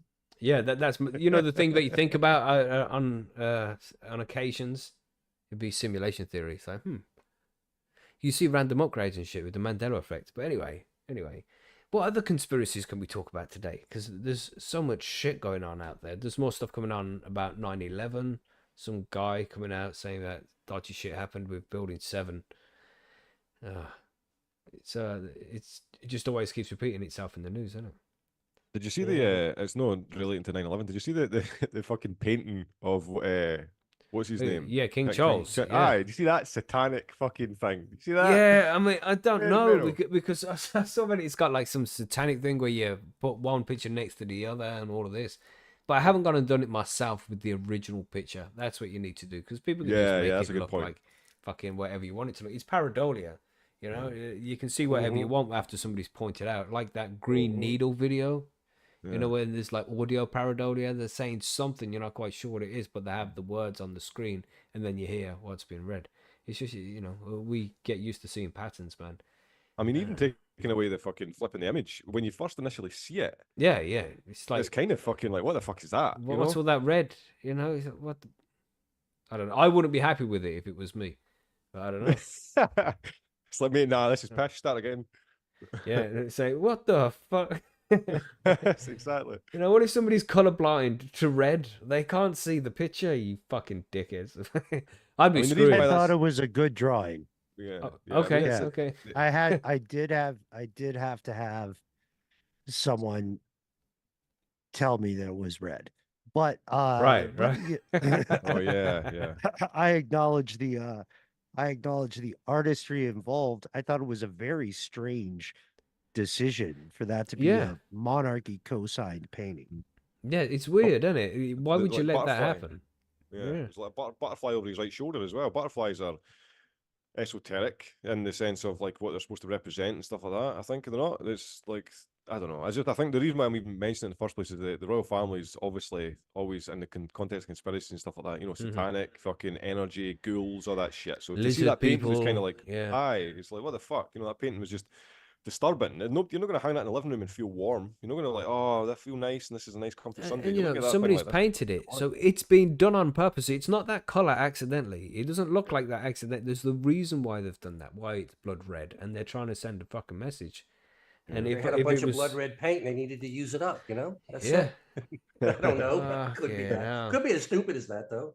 I love that they got a deal on the paint and they were Yeah. like budget cuts. Okay, we're going to do it. Spitting in a little shit hot. Yeah. That's so funny to think the royal family can't afford fancy paint. that part of it, yeah. Sitting there in the gold throne. Use the red, it's cheap. You got a discount on this, right? Yeah. You know, basic price is $2 million. If you want any other colors, you've got to add some more money to that. You know, damn. We'll take the red. We've It's only okay. got red. I love seeing it as like a good news, bad news meeting. Someone comes in and they're like, "Hey, good news. We managed to get some paint." You know, the bad news is yeah, weird. That I don't know, man. Is it part of the? Is there something going on in the background right now between all of these elite folk? Things are breaking down. I see. To change the subject completely, I see that P Diddy is in trouble again. He was in trouble because he's like the Epstein of the rap music business now. I'm sure you've all seen that. But this week he's in trouble because he beat up his girlfriend in a hotel or something. Yeah, you seen the video? Yeah, and it's like, are they trying to like deflect it to like, look at this instead? Don't look at the whole rap music thing. Look what he did to his girlfriend in the hotel. It's like, God damn, man. Let's focus on what he did with the rap music shit first, and then we can deal with that. It seems like they deflect like that. I say they because you know them, the people above. What do we mean by they? I don't know. Maybe it was just a very human response. He's fucking crumbling psychologically because of all this pressure of these fucking paedophile fucking allegations and shit. And he's crumbling, and he ended up taking it out on his wife. that could be what's going on, and then that. To be clear, this is a video that was from years ago. I think it was Right. 2016. Oh, is it really? Okay. And it wasn't his wife, it was a girlfriend. And it was the woman that he already paid $30 million to, so this shit wouldn't come out.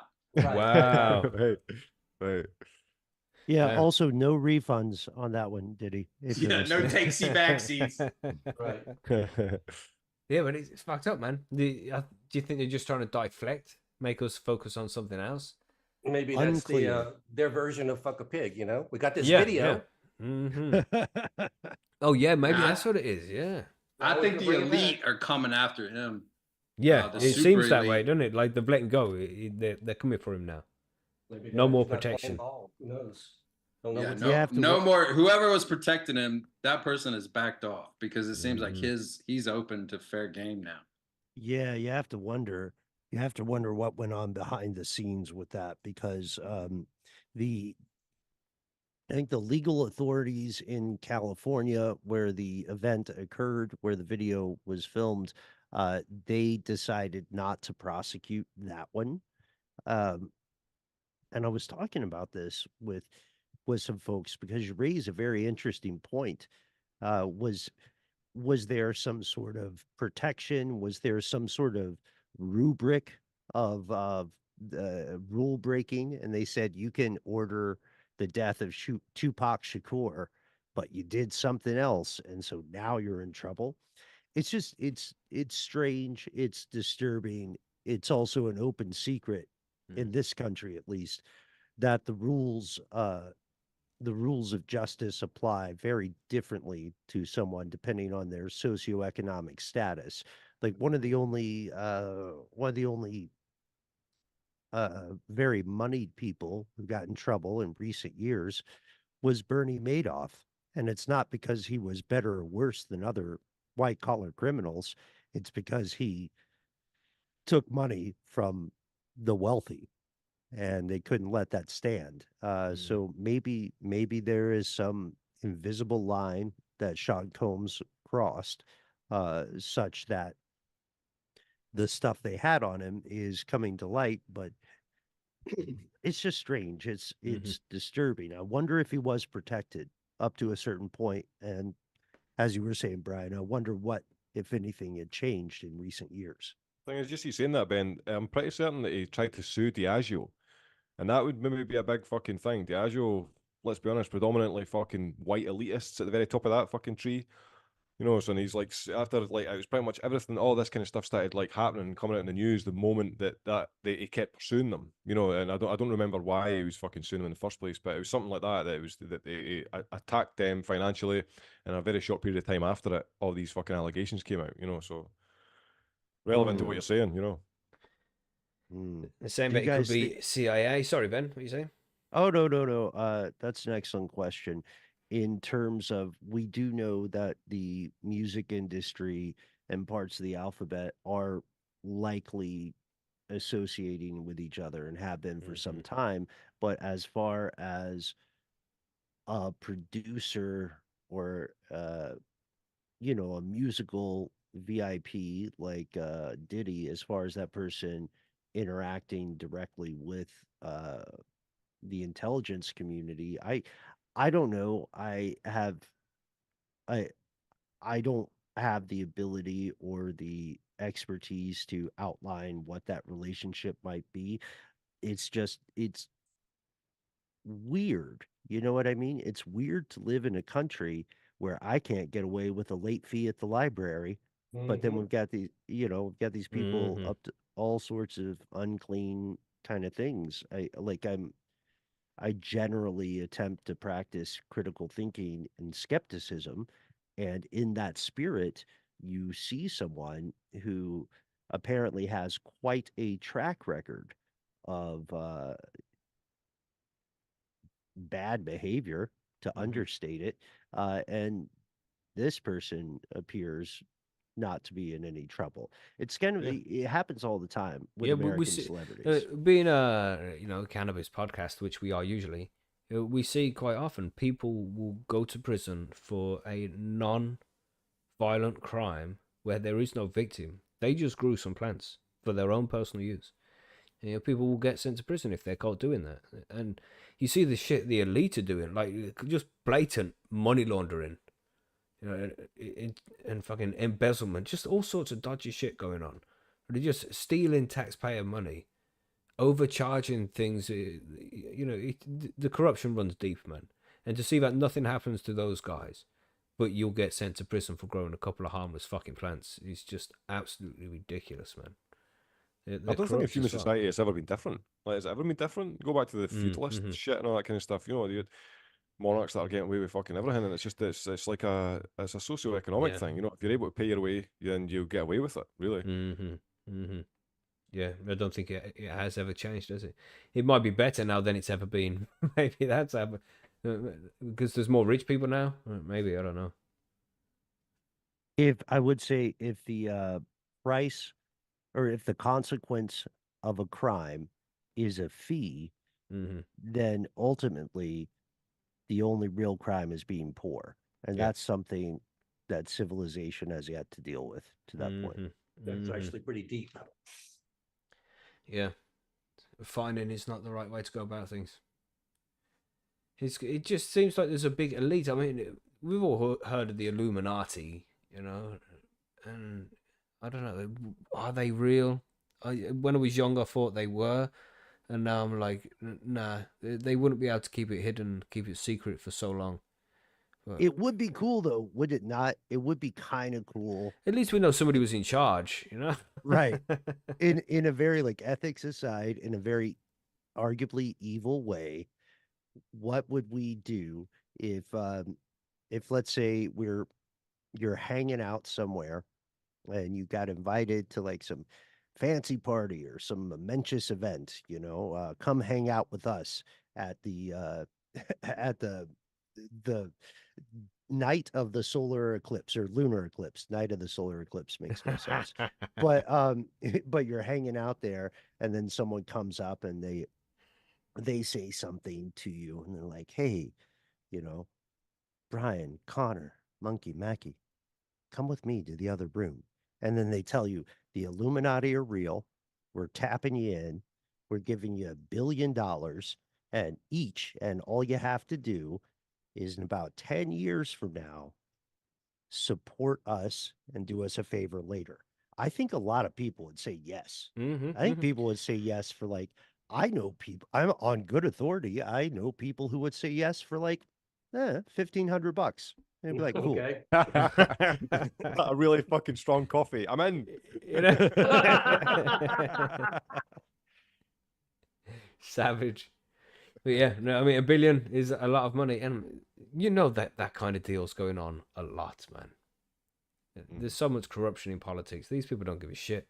They'll do anything to get to the top and maintain power. Thing is, it's interesting actually. If you look at, so I mean, I've got two sons, and so you get to see children, right, and their wee idiosyncrasies and all these different things. But one of the things that's kind of uniform between, I mean, it's different age groups. So there's about 8 years between both my boys, and what I've noticed is, and you see it, it's like a micro representation of adult life. So, and you see it, you see the little collection, the little harboring of groups. Like if you had like a dozen or so kids playing football, there'll be maybe fucking a couple of those kids at the very top, like the popular ones, and they'll just chat with each other and they'll have wee bits of information, and then then you'll have the kids below them that are kind of like, oh, I wish it was with these guys, they're super cool, and we'll listen to whatever they say, and then you've got the kids below them.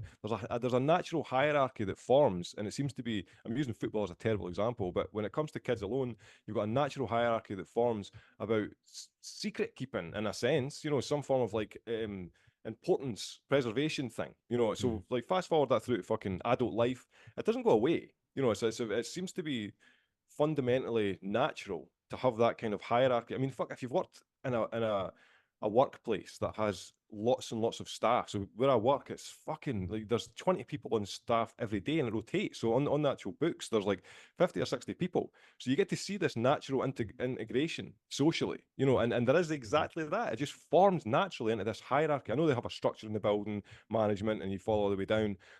But that itself is like an explicit example of something that seems to be relatively non-physical. It's all between conversations and psychological fucking interaction, all these different things.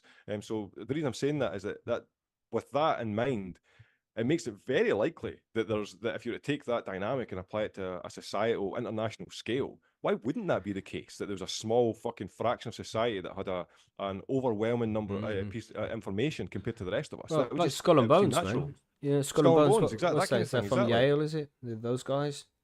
That's pretty much the same thing. They start off in school and then go through their lives together, and who knows what the fuck they're doing when they have when they have those kind of resources. You know, that amount of money, the amount of context they have. It's just, you can't even tell what these people are capable of. Did you know it's 15 that are tapped and only 15 What you each mean? and every year? What, for Skull and Bones? Yeah, it's like elite among elite that if you're picked among that. Yeah. So I grew up poor, and then when I lived in Savannah, I was fortunate enough to work at this place called the Ford Plantation. It was Henry Ford's personal home, and they turned it into like a fancy clubhouse, right? Cool. Yeah, so I'm on the other side of extremely wealthy people. And what I heard over the years is that very, very elite, wealthy, like 1% of 1% type individuals do seem to pay attention to their genetics. Like I've heard like a mother talking about how she didn't want her daughter to marry this guy because of, you know, who he was, basically. And so that part always kind of made me wonder about when you're talking these elite stuff and keeping things secret. I think they used to call it like the mystery schools. Like as far as I understand, like Leonardo da Vinci and people at his caliber would go to these mystery schools and start to understand kind of the world and the ways of the universe and stuff.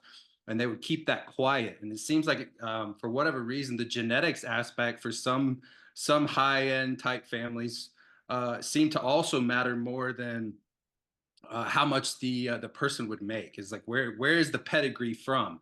You know, if the boy is marrying into the family, where is his family from? If you know, and I, at least growing up in the South, man, and being poor, nobody nobody talked about that kind of stuff. And so it's very interesting to be among all these weddings over the years and just hear people talk about these things at the weddings about, oh, this is a merger of a conglomerate with a conglomerate and this kind of stuff, where it's very eye-opening about what really matters to the wealthy. And I think preserving wealth and preserving their heritage, and when you're saying that, that's more back to like I was about to say Bone Thugs and Harmony.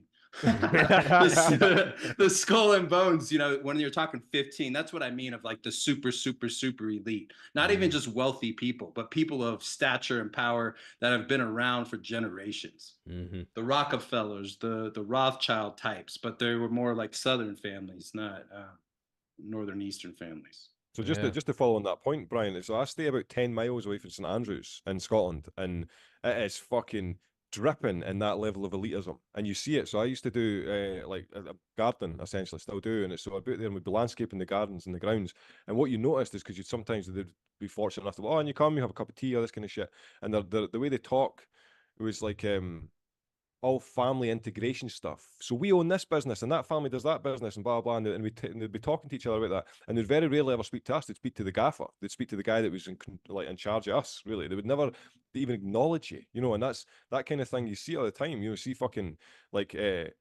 aristocratic fucking family names on benches locally, shit like that, you know. Whereas if you just drove fucking literally 10 miles down the road, that wee plaque would be fucking ripped off the bench. You know what I mean? It would be nobody that would like fuck this, and they would take it and melt it down. You know what I mean? And it's just that small bit because it's in this small fucking area, you know, this elitist fucking place. So yeah, it's exactly that, man. It's this fucking like interbreeding of fucking elitist families shit. Yeah, man. It's crazy how the other half live, isn't it? I wonder what it's like to be like stupidly rich. Maybe that's going to be one of the simulations. Technically, it's less than half. Technically, it's less than half of people. You know what else I saw being a bartender at that place was that a lot of those guys behind each other's backs fuck each other's wives, and then it becomes a huge riff. Yeah. So when you have a lot of money, I think people just forget about morals and ethics. Not everyone, but it did seem like a lot of them. And they would always do this like shh and stuff, and then the dude would be in the table like the next morning eating breakfast. And I mean, of course, I'm not going to say anything. Who the fuck am I? But the balls on some of those people with the amount of money that they have and their children and all that, just to do those things that blatantly, I also thought was kind of eye-opening. It made me feel grateful that I was born in fucking dirt poverty. You know, it was just Yeah, man. Looking back, hell yeah. Yes, man. Otherwise, you're just gonna be a total piece of shit your whole life and like talking down to everybody. Exactly, exactly, and that's what I mean. Like, these people had no character. They had no, like, to say streetwise is an understatement. You know, they had like malicious corporate wise. They had that shit going. But the idea of like them having substance of character, there's a really liberating thing when you have nothing. You know, when you have fuck all. I don't have that memory. Like, we used to do like annual. Macky, you may be familiar with this. It was like when you get to primary 7 in school, and the school will take you away for 3 days, and it was like a couple £100 to take the kids away to like some camp or some shit, and you go and climb trees and that. It was just me and one other guy of a class of 34 that didn't go because we couldn't afford it. So we'd be in the class, and then they would come back, and all the kids have got fucking stories and pictures and shit, and I'm just sitting there like, I was in the house, man, with fuck all day, Billy, and that's what I mean. So you then move forward in life, and you begin to appreciate things that, I don't know, man, you see more of life, and life seems more beautiful when you've had fuck all, and then you're in amongst these people, you're like, fucking it, you know, I wouldn't choose to be these fucking people, you know what I mean? Yeah, you've got to go through shit to build character, yeah, for sure. Yeah. It's like you got to beat your plant up to make it a little bit, you know, make the stem sturdier sometimes. Yeah. It's just Yeah, fucking, it's stress training, let's be honest, it's high stress training, that's what we're talking about here. Yeah, it's strange. There's definitely lots of different tiers to society.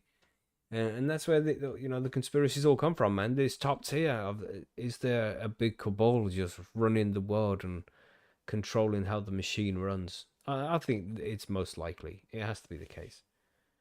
It's like there's so many companies now just owned by them 3 companies: BlackRock, State Street, and Vanguard, right?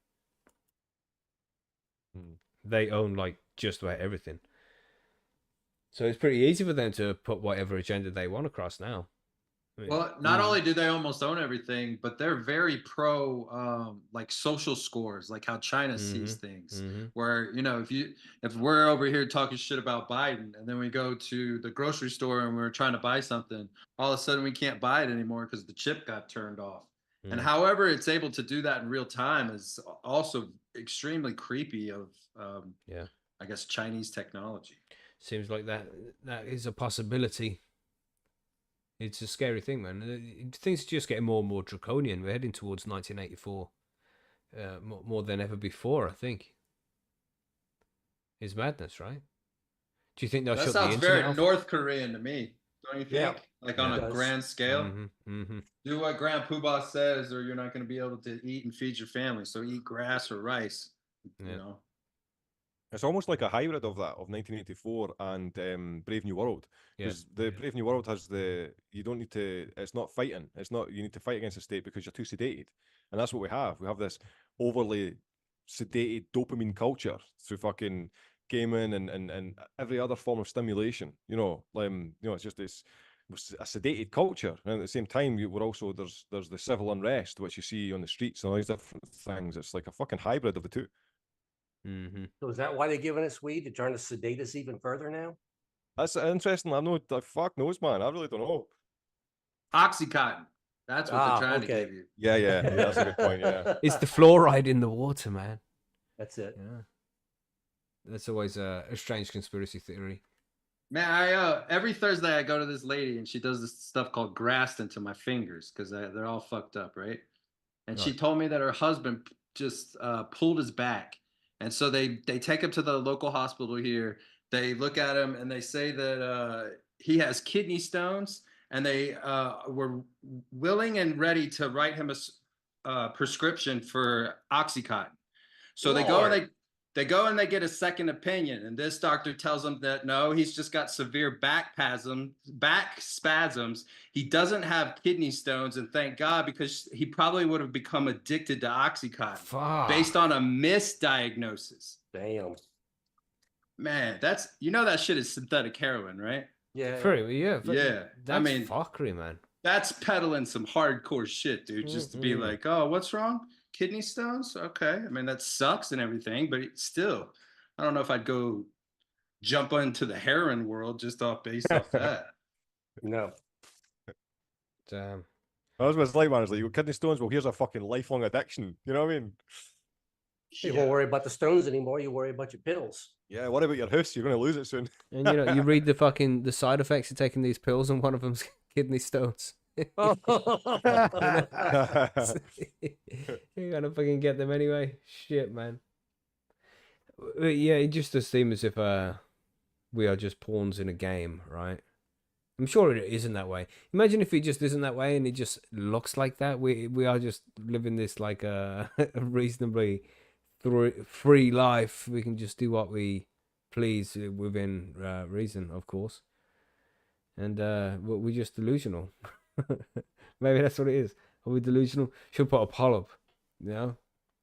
God damn. From like a conspiracy life kind of thing, I would say that in this day and age right now, we're probably the luckiest, and this is probably the easiest for the masses to survive. For sure, man. Yeah. Even though all the bullshit in the world, I'm not trying to like, dismiss any of that stuff, but from a like hunter gatherer, very what is the word? It's like a group. Most of humanity was very gruesome to one another, and I mean, to this day, it's still there. But at the same time, the masses still live pretty comfortably. And in the first world, it's really almost ridiculous at this point.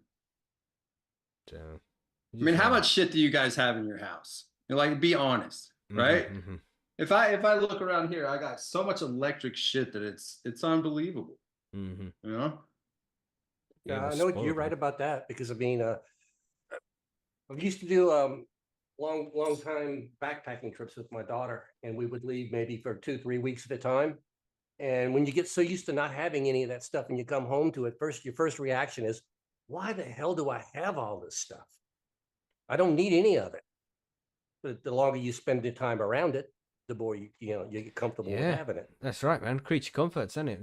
These just little things that just make life easier for us. And now there's so many of them, you know. Yeah, and everybody else has got one, so I want one too, and we're all suckers for that. Yeah, corporatism, you know, just consumerism. Buy. Yeah, That's a song, Backstreet Boys. Yeah. Is it? Yeah. Yes, it is. What song is that? How lame. Damn. That was like their song too, I think. It was for a It's while. up there. Yeah. God damn. That's another thing. How tragic the music industry is now compared to what it used to be. It's just so shit now. It's like they're just selling sex all the time in every song. They are for the most part, but that still sells with the younger audiences. So there you go. Hey, I wanted to ask you guys a question, I guess, before we get too off. And I'm over here ripping these, so I am getting pretty stoned.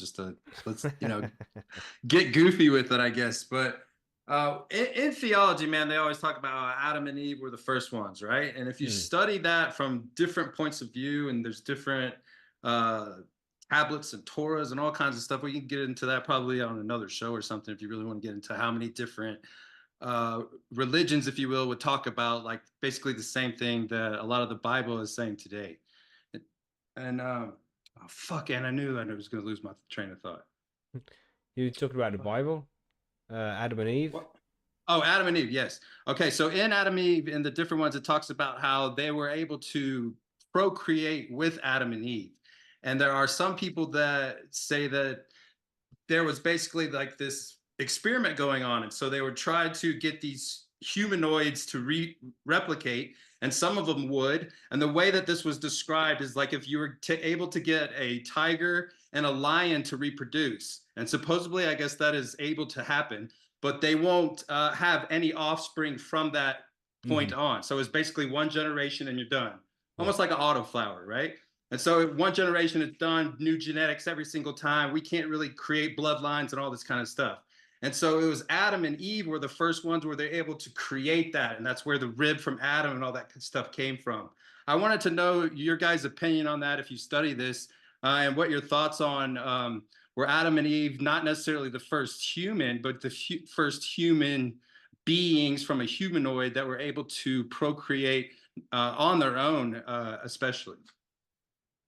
Ben, you wanna talk about this one? Is something that you're into? That's fascinating for Mm. sure. There's also this, because it is a really interesting idea, and I think it calls back to our earlier exploration about the importance that certain demographics put on quote unquote bloodline, right? The idea that there is, first off, yeah, Brian's absolutely correct, everybody.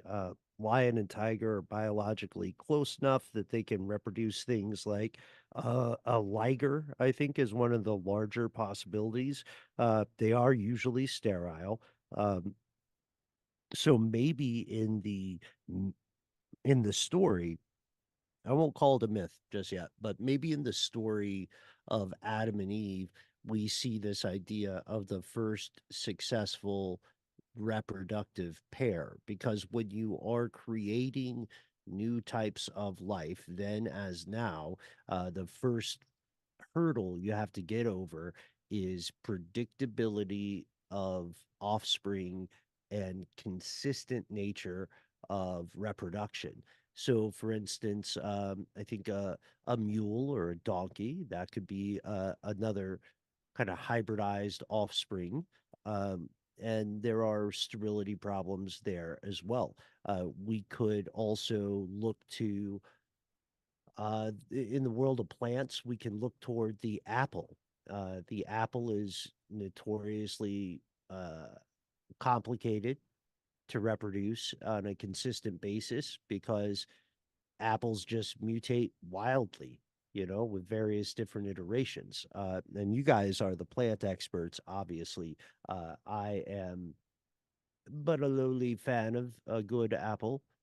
So I admit I don't understand the entirety of the genetic expression involved. I will say this perspective of the biblical quote unquote first pair of humans is fascinating to give it a little bit of uh, scientific framing, because we do know that there were uh, there were many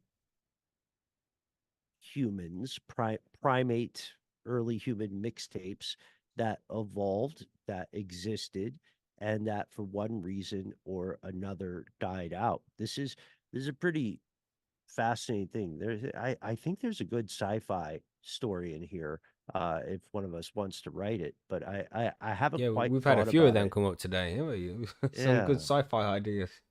I just haven't thought about it in that framework, and it's fascinating because it makes us think of environmental pressures and how many different I not to go into the weeds of nomenclature, but how many different individual organisms attempted to reproduce with something that was just close enough to them, but still different. Like how did that gamble out? Did we just roll the dice through accident or, again, predetermination, uh, to arrive at some, like, the primary differentiation between a mutation and an adaptation, uh, biologically, is that a mutation is a one-off.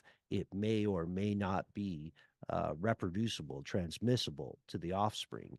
And what we're talking about here, then, with the old story of Adam and Eve, is the idea that there were other things.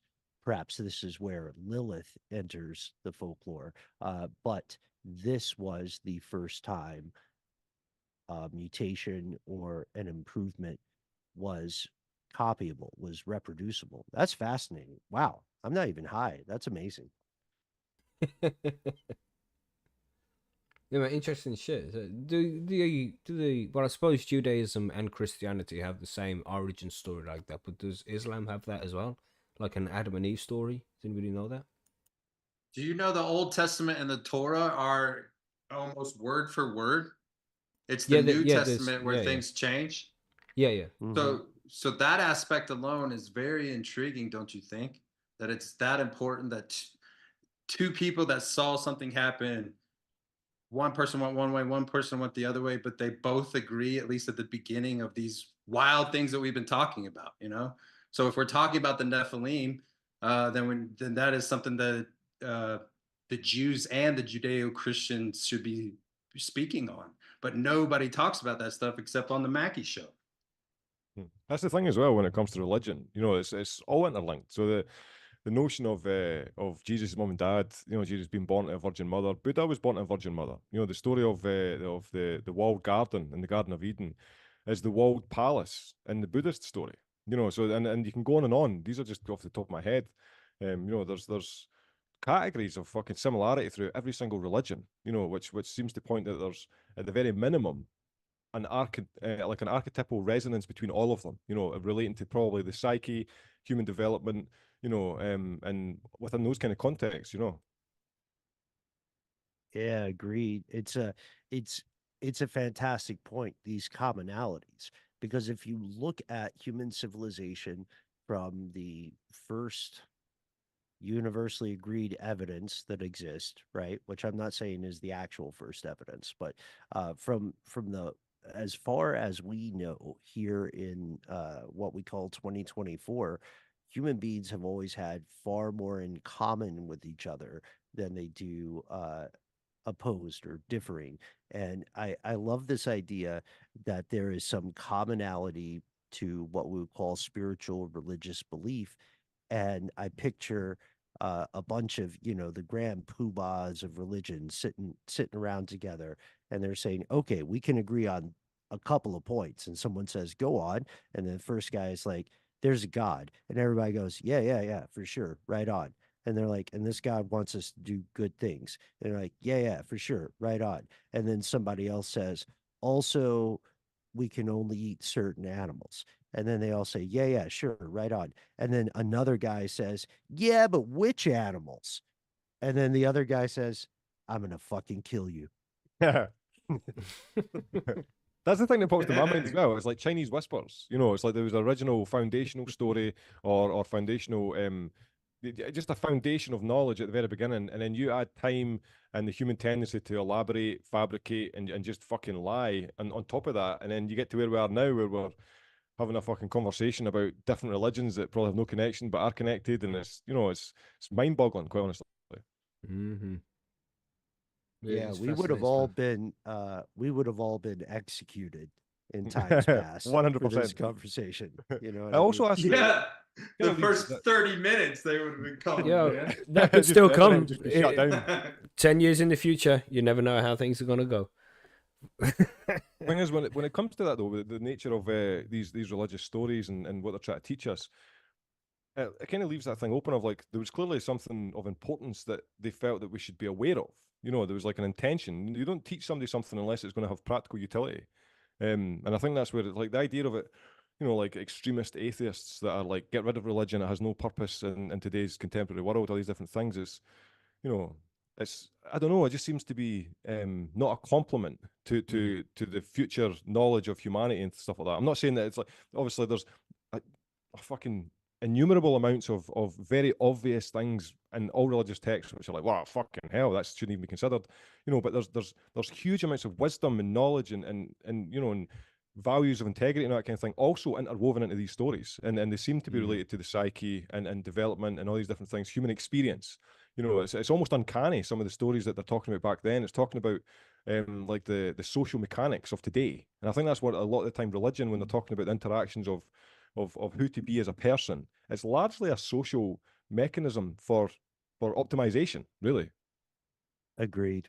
I mean, I would, in that spirit, I would think about how every provable culture has a boogeyman story of some sort or another. Don't go out into the wild because this thing will find you and kill you. Be a good kid. And the specifics of that thing out in the woods or in the bounds of the waste or whatever, those parts may be made up, but there is again an efficacy. Like you said, there's a practical application because the telling of that story, usually targeted at children, will keep them out of the woods. And it may not be a made-up monster that gets them, but it could be any number of other terrible possibilities. So there is a reason that people tell these stories, and what I find fascinating is if we look deep enough, we will more than often find some grain of truth behind a lot of what we call myths in the modern day. Like it's provable a flood absolutely rocked the Middle East, right? Mhm. Not once, but several times. Mhm. And we know that it was a big friggin' deal to the people who survived that flood or those floods because they wrote some of the oldest existing stories entirely about how you have to watch out for floods. Yeah. That's fascinating shit as well. Isn't it? 'Cause that's in the Dead Sea Scrolls and all of that. Them stories go back like the earliest religions have the flood story. It's common in lots of the big religions, isn't it? Yeah, it's common Well, around the world too, though. through the Nephilim, supposedly that is why the creator, God, was upset as the DNA was changed. It was manipulated. And so the flood was sent to eradicate the Nephilim hybrid children. And if you talk about that in a church setting, I promise you they will pick you up probably by the parishioners and kick your ass out of there. That's cool. I do pretty well in a crowd surfing situation. When you use the stuff and I don't know if you guys have ever been to like a Southern Baptist, like real, like hardcore Southern Baptist, where everyone dresses up and there's marble everywhere, and it's everything but being proactive and helping others. It's just about making the church the fanciest one in town, making sure Mr. Preacher Man drives a nice car and has a beautiful suit and all that kind of stuff. You Mm. And mean that's you mean the Southern Baptist Church that if the pastor walks towards you after the service, you kind of want to leave because he wants something? That's the one I know about. Yeah, Yeah, it's I know just a that one. weird way it's a very crooked way to kind of like force people to give you money. They walk Really? around and pass out the the offering plates. Peer pressure. You have to do it in front of everybody. I think as Yeah. well Gentlemen, sometimes that money is the situation. root of all evil, and Yeah. I will take upon myself your burden. Please pass the plate. Hey, amen, brother. Yeah, That's unfortunately, great. it's like those kind of financial things, though. These are the extreme elements which make atheists say that religion's bullshit, and it's frustrating because these are not accurate representations of what the nature of what religion or spiritual thought incorporates. It's, as Brian was saying, it's not about material aestheticism. It's about the development of the psyche and the individual as a person, and as a complement to the society they live in. And I think this is one of the things that's so frustrating about, because inevitably in human society we always have we have a spectrum which involves fucking everything. So it's really difficult to try and narrow down truth. And it just seems to be that the best way to try and articulate what truth is based in an action of integrity, And that's where like you can build up towards truth from that in itself. Mm-hmm. Yeah. Religion's a strange one, man. I've been an atheist my whole life, really. Being raised in the UK, you get kind of raised in like a Protestant Christian kind of setting. It's just part of being at primary school and things like that. I've never had too much religion in my life or anything like that. And it's not like through lack of trying. I've searched, I've done a lot of research on religions. It's not like I wouldn't want a god in my life or something like that. I just haven't been convinced of it yet. What's quite funny, Macky, is the fact that it's like earlier on in the podcast you're saying about how you believe in the simulation theory, and it's like I'm aware that obviously there's much more detail to simulation theory, but in a very real sense, that's still a creationist theory, really. Yeah, in some way I can see what you're saying, but it's not the creation of the original universe. The original universe is just a random process from what we know so far. It comes down to circular logic for me, that point where the universe must have a creator because everything has a creator, and it's like, okay, what created the creator? It's always been. It's like, but how can an omnipotent being that knows everything and create this kind of thing just come out of nowhere? But a random process of energy, just that couldn't happen. Yeah, What's that old joke? It's turtles all the way down. that's right. Yeah, it's turtles all the way down. The this is a Connor, you nailed something awesome there. The idea of something being sort of a neo-creationist theory by another name. I do have to say it is absolutely, to me, this may be a hot take, but religion is sort of a human created technology, right, or a way of reckoning with the environment in which humans exist. I am obviously not I'm not qualified to make a papal statement. Very few people are, but I can say that if it is helping people, if it is um, if it is creating a series of actions that leads them to do things that we would universally agree are good and right, then that's cool. And dare I say, go with God. I also think we're getting really close to talking about Gnosticism at that point, right? Which I guess is just another earlier version of simulation theory, and I to this I would love to hear from our resident theologian, Bryan. How does Gnosticism as a concept square with this idea of Nephilim and this idea of an ultimate truth, if such exist? When you're saying Gnosticism, like Rosicrucianism type stuff, Yeah. yeah. So from that, man, that's kind of where like the lore of like the Knights Templar and all that came from, right? And supposedly there was just a few members in there. Um, they found something. Some people believe it was the Ark of the Covenant. Some people believe it was like a chalice of Christ. Some have said that it's gold and all this stuff. Some people have said that it was made of wood. Um, it's a very offshoot, I guess, of like normal Judeo-Christianity. And I would say that it's deeper into a lot of this stuff because there's such things like the Rosalind Chapel, which is big in Rosicrucianism.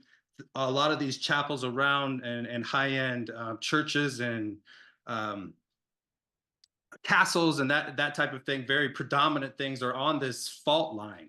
And that's where a lot of the supposedly where they figured this out was from like Gnostic beliefs and Rosicrucian beliefs of that there's a bloodline of Christ. There was an early book, it's called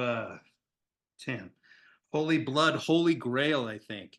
And it's one of the first ones to talk about a lot of the stuff that maybe there was something to this. And to a lot of people, man, what I'm saying right now is complete blasphemy if Christ had a child. But the Gnostics, I guess, had more of a belief system that existed. And I would say that I'm not a fully, the Gnostic aspect is very hard to understand. It also seems to be really rooted in like, you got to understand a lot of like symbolism and kind of understand what 33-degree Masons and stuff would understand to, I guess, try to comprehend alchemy and supposed ways to turn lead into gold. And some people claim that that is real. And maybe that is what the Knights Templar from Gnostic